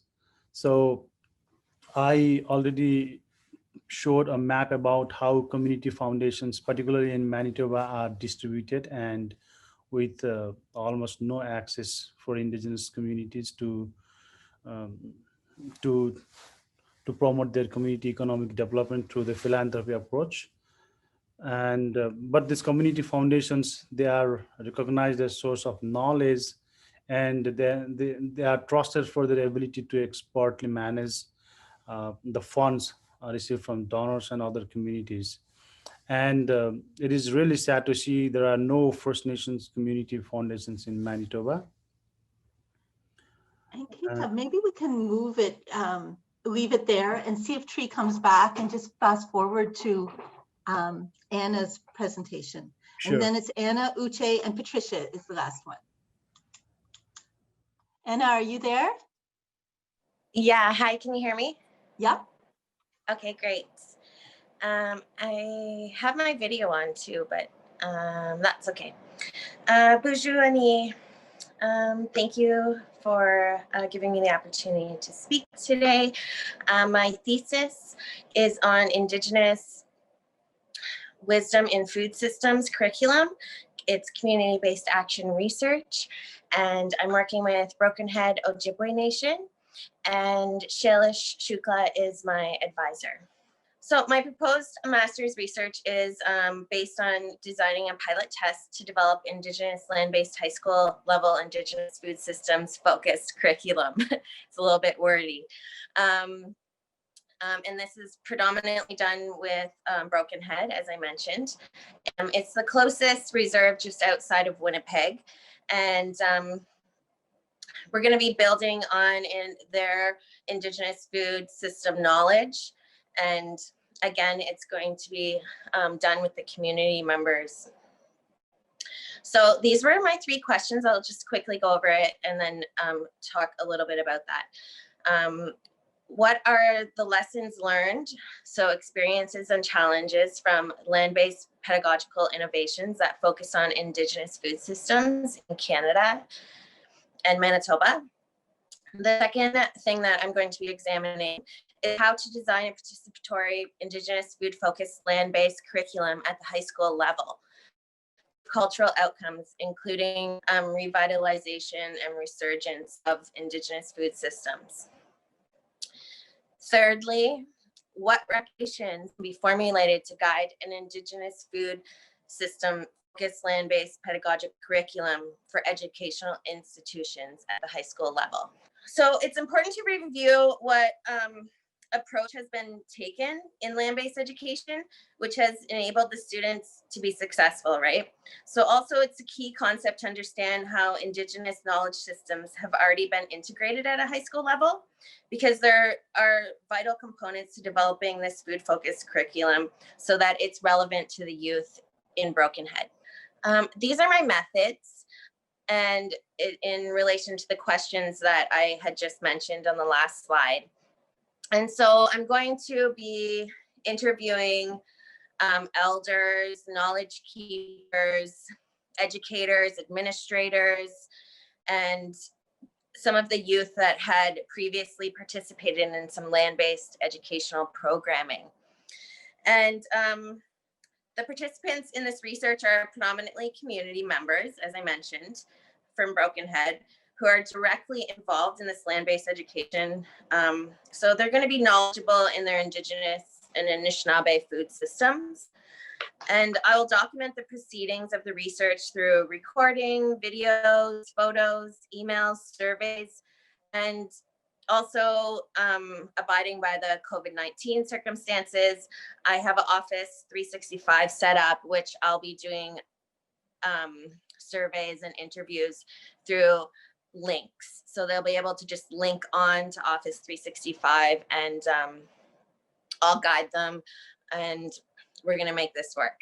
This is an example of one of the posters that I had created with Brokenhead Ojibwe Nation. In February 2020, I started to develop relationships with Brokenhead through attending a workshop.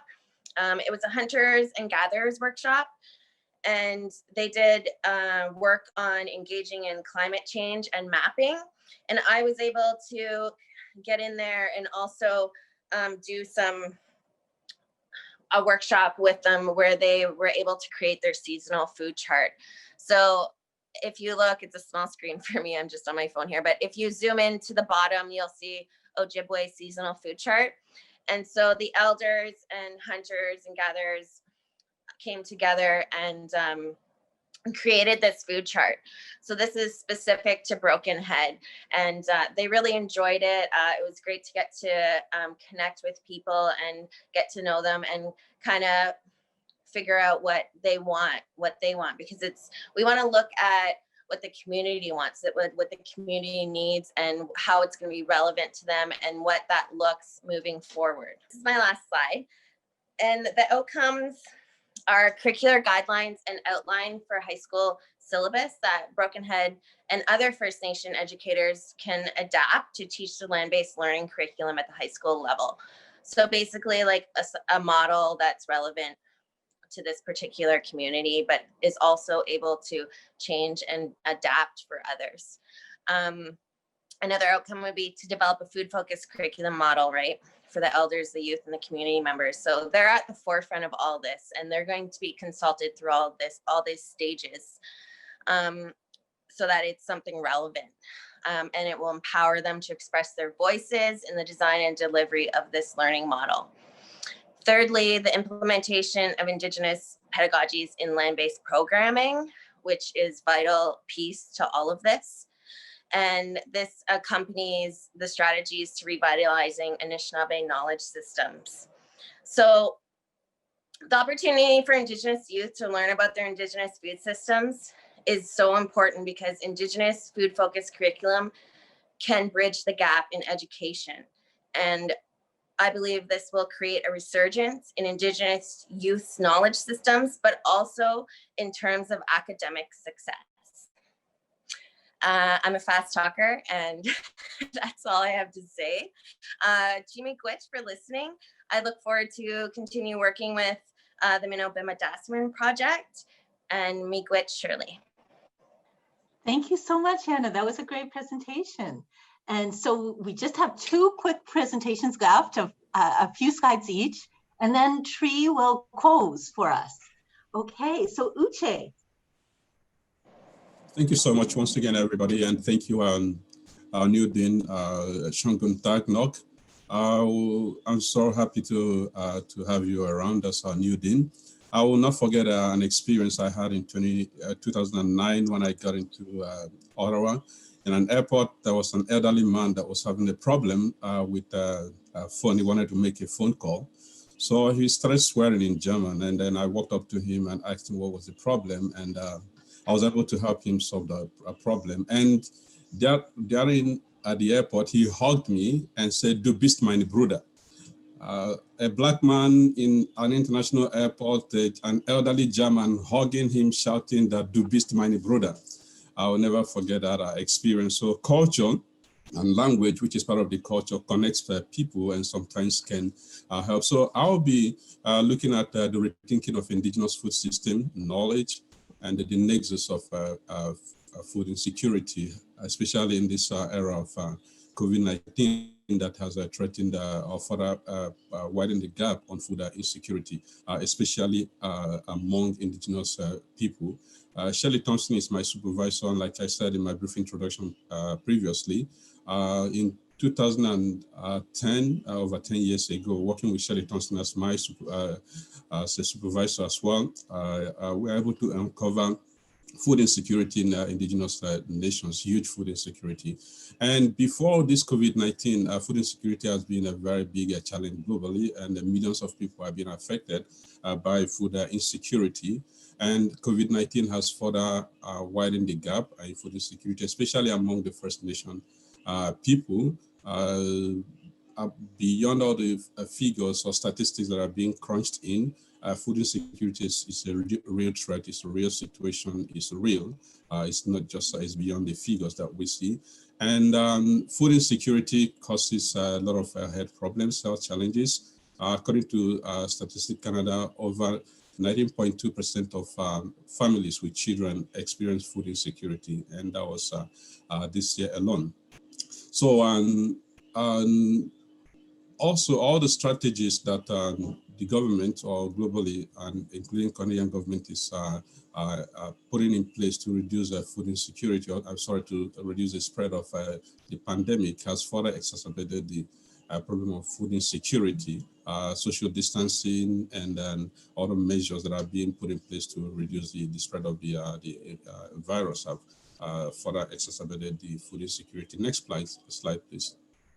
All right, so why does this matter? Because I said previously I have had experience working with Shirley to uncover food insecurity in our First Nation country. And my background is agricultural economics. I look at the adoption of technological innovation, be it process and product innovation.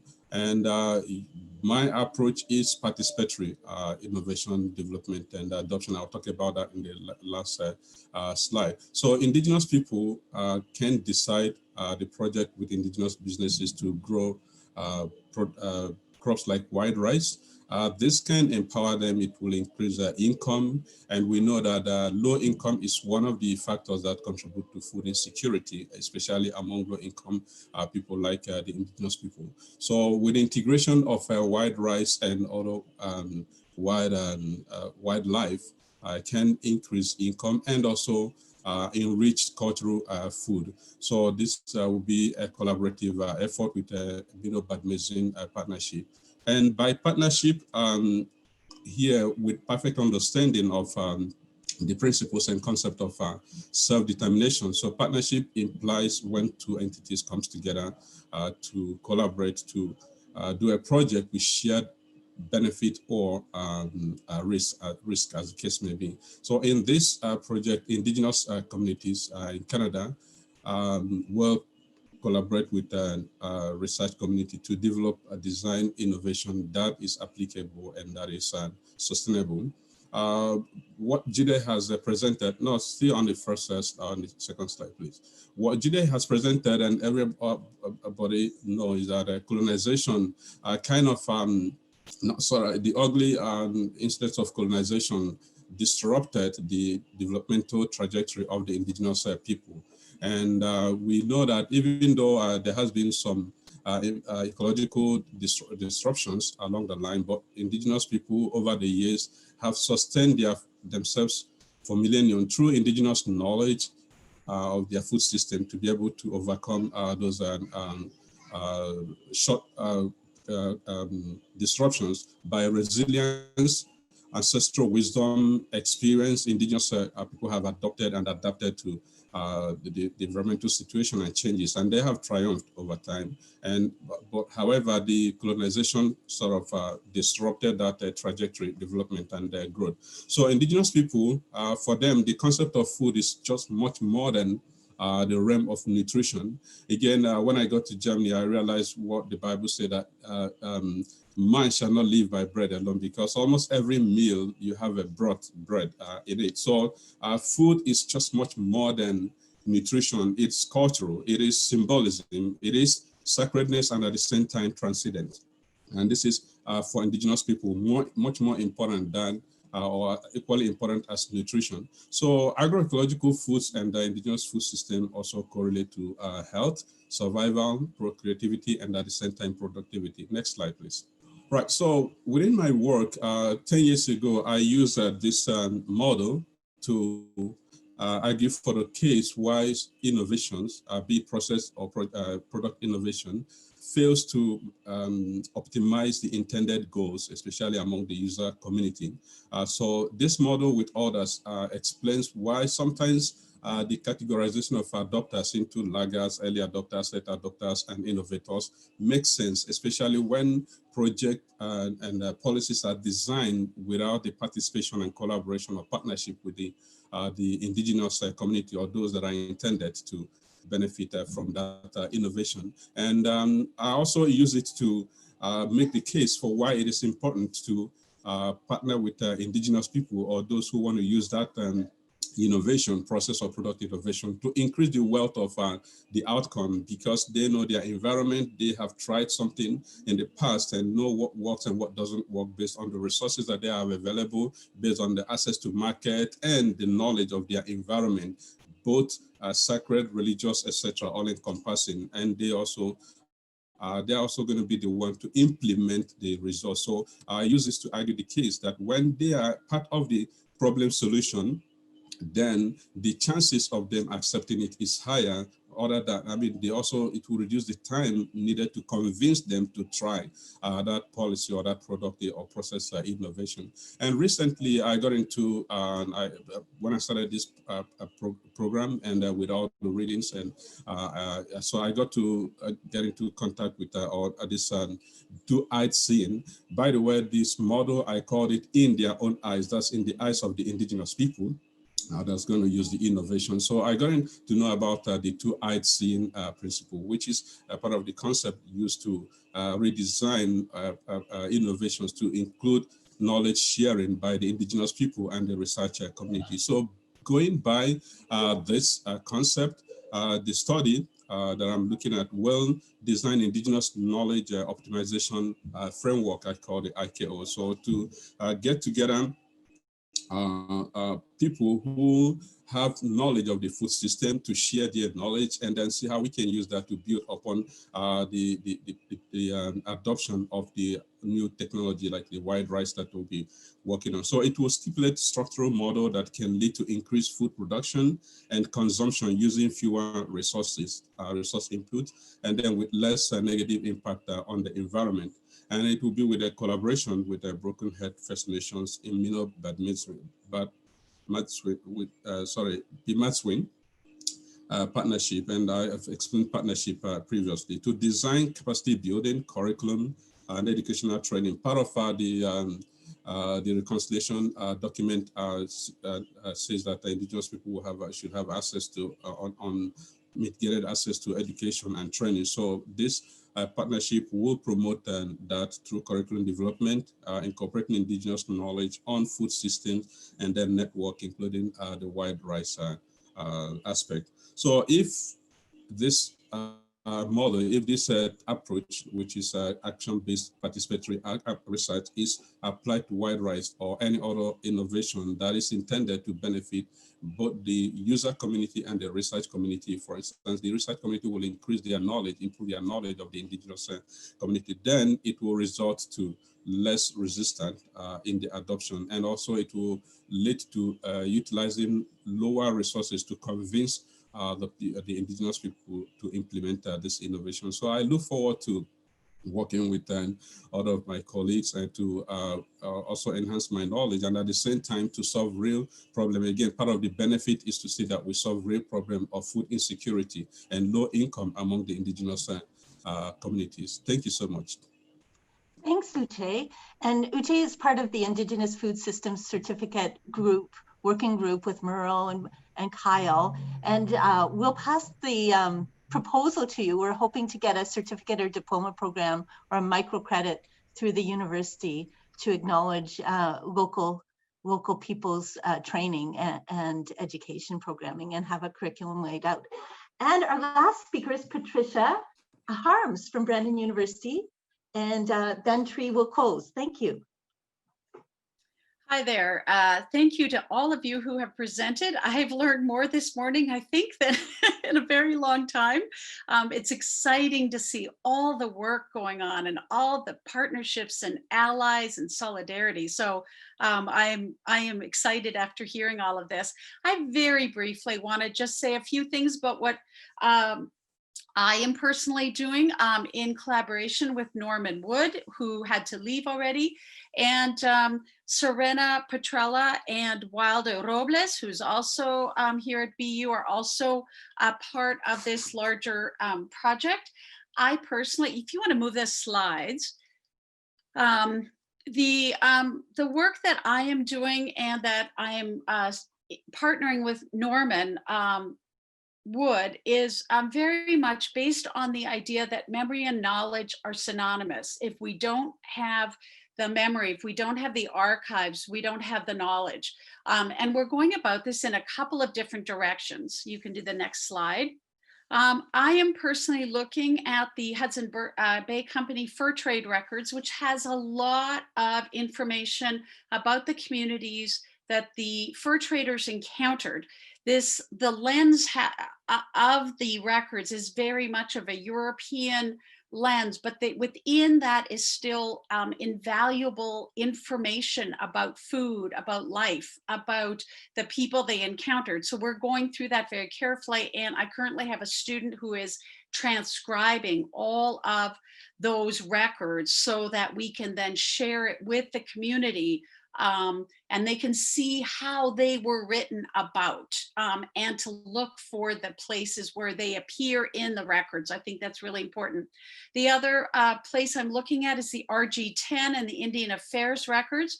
And here, this is a very complex and long story, but there is an incredible amount of information about the treaties, about all the different encounters between the Crown, the government, and various Indigenous communities. But invaluably, again, embedded within these records are names and dates and information about communities.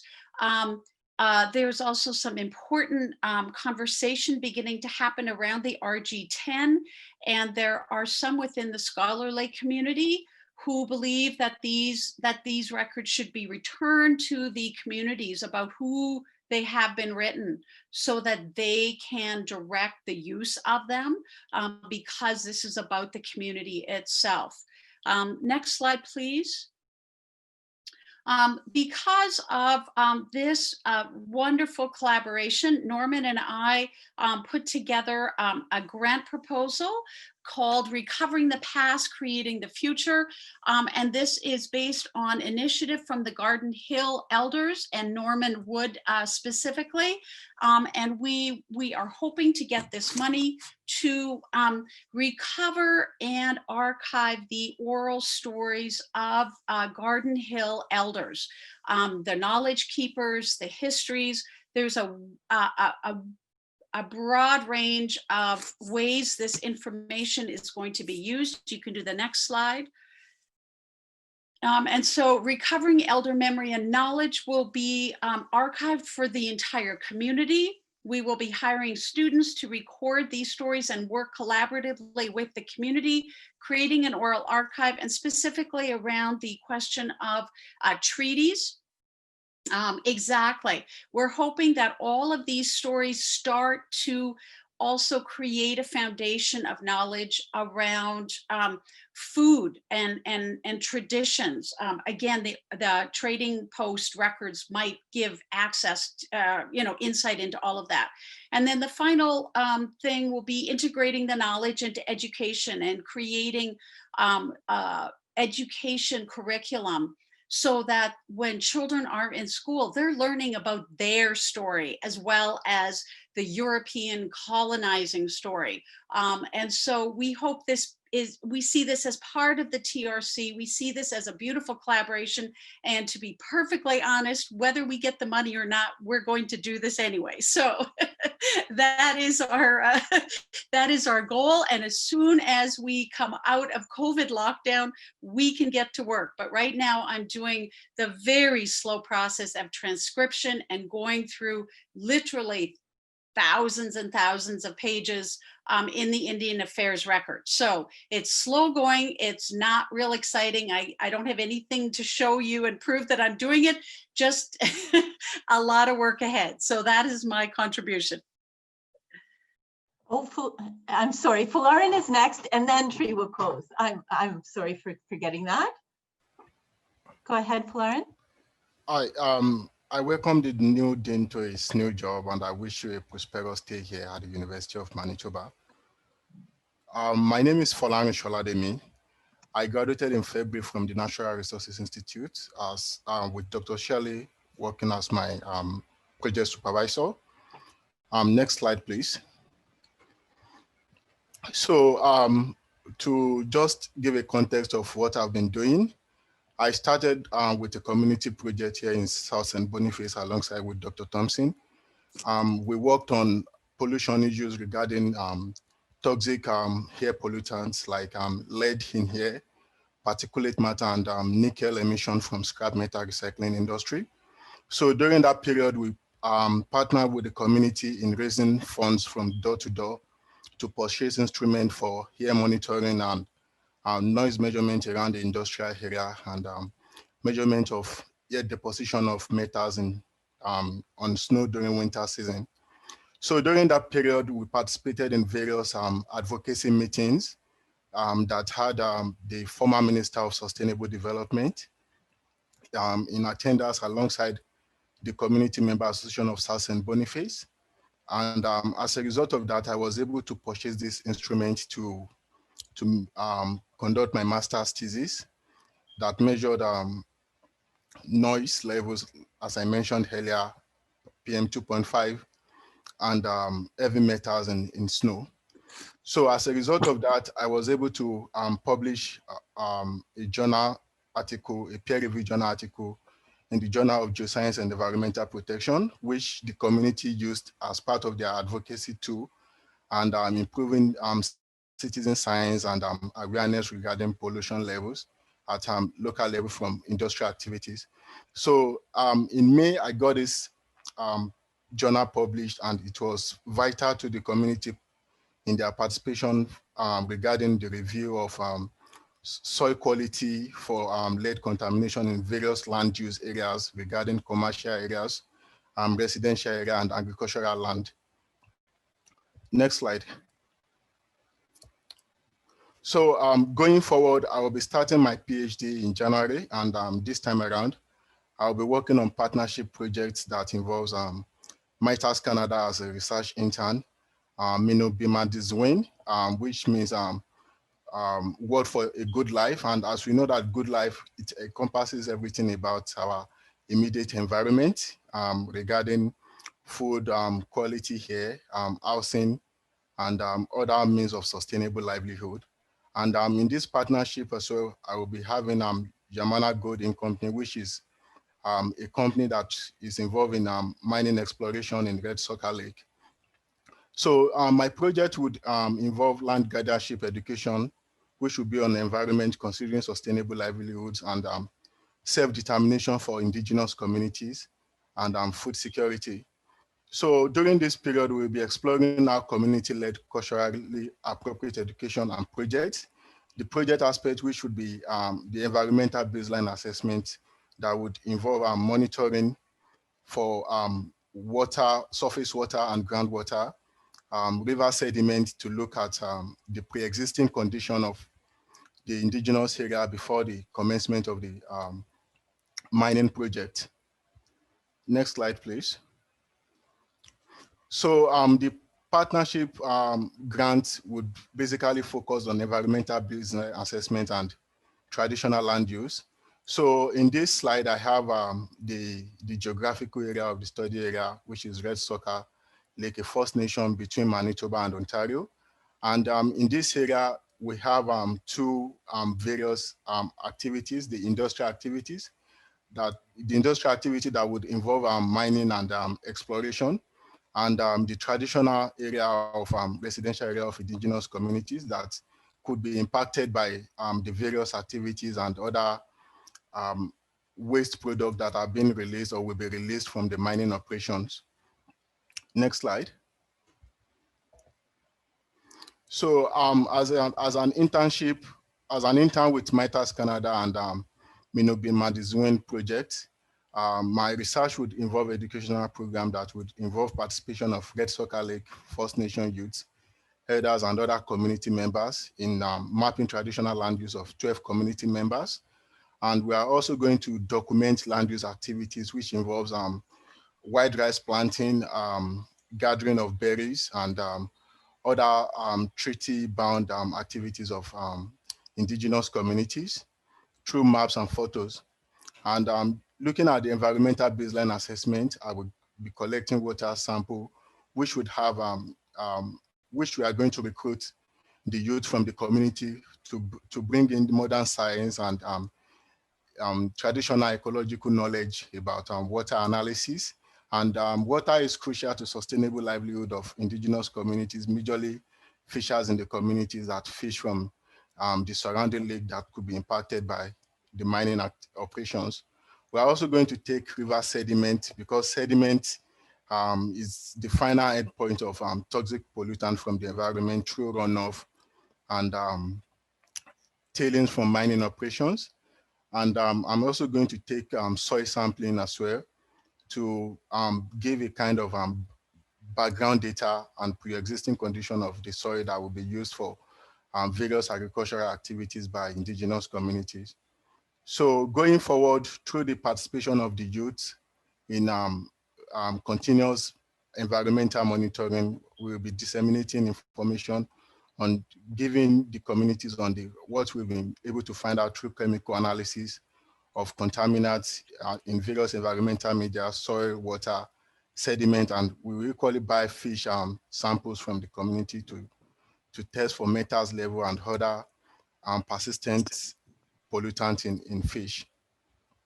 So lastly, from all this baseline data, we'll be able to develop checklists that could be used as a term of reference when communities are engaging with industries and other environmental regulators regarding environmental impact assessment.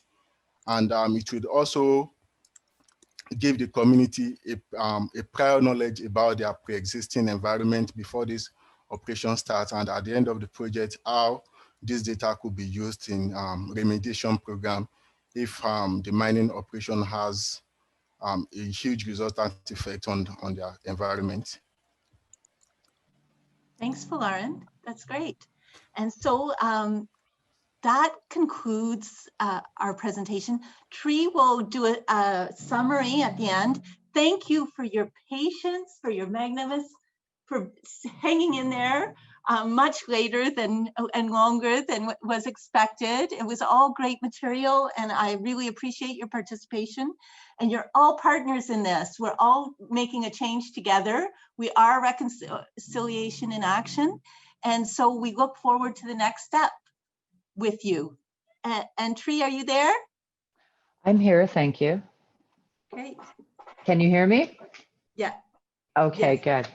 So just in closing, I just want to thank you, Stephen, for joining us all today and listening to all of the wonderful things and the passion from us as students that we're engaged in research and all of our projects moving forward.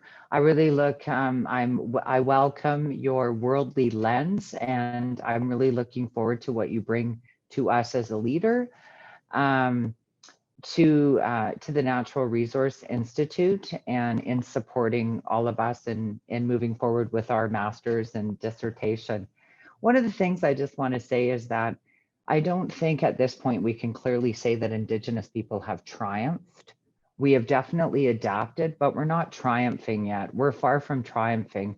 And in particular, when we look at our food systems and we look at our management of lands and that you know, like there's still a lot of, you know, because of the change in food, we have diabetes, we have obesity. And so it's really important that we get back to our traditional food systems. And that's not only for Indigenous people, it's for all people throughout the world. There also needs to be, there is still a lack of recognition and acknowledgement by Western science in our Indigenous knowledge systems. You know, and one of the big critiques or the issues that I see is that there's no consensus or agreement on what traditional ecological knowledge is, or traditional knowledge, or Indigenous knowledge amongst the Western perspective. But what I would argue is that there is enough similarities amongst all different tribes that we do have similar foundations. And so I think moving forward that we need to recognize that in order to get a full picture, that all worldviews need to be considered in moving forward. You know, and also moving forward, we need more Indigenous voice. We need the recognition of Indigenous knowledge. We need to have Indigenous representation in leadership. So Indigenous people teaching Indigenous courses, because we bring with that an Indigenous experience. And I'm not saying that nobody else can teach it. I'm just saying we need to have representation of that. And one of the really important things is we need our Indigenous allies. So not only us as Indigenous people coming together from nation to nation, but we also need our international community. We need our Western community, our European community coming in and acknowledging us as people. So I think moving forward, the more allies that we're able to build, the more that we build from nation to nation, I said the more that we're going to be heard and our voice is going to be accepted. So I'm really hoping that as the Natural Resource Institute, we can move forward in that way. So once again, I just want to say Chi Miigwech, great thanks. And I really look forward to engaging more with you. So thank you very much. And I'll give that back to Shirley. Thank you, everyone. I'll say goodbye. Thanks for hanging in there till the very end. So appreciate all your talks. Very much enjoyed and learned from them. And in the future, this is the first step, is creating awareness, but we're going to have next steps. We're going to follow through. That's reconciliation and action, and everyone's working on their little piece of it, but together we're so much stronger. So thank you again, and Have a beautiful day. Bye. Bye-bye. Bye.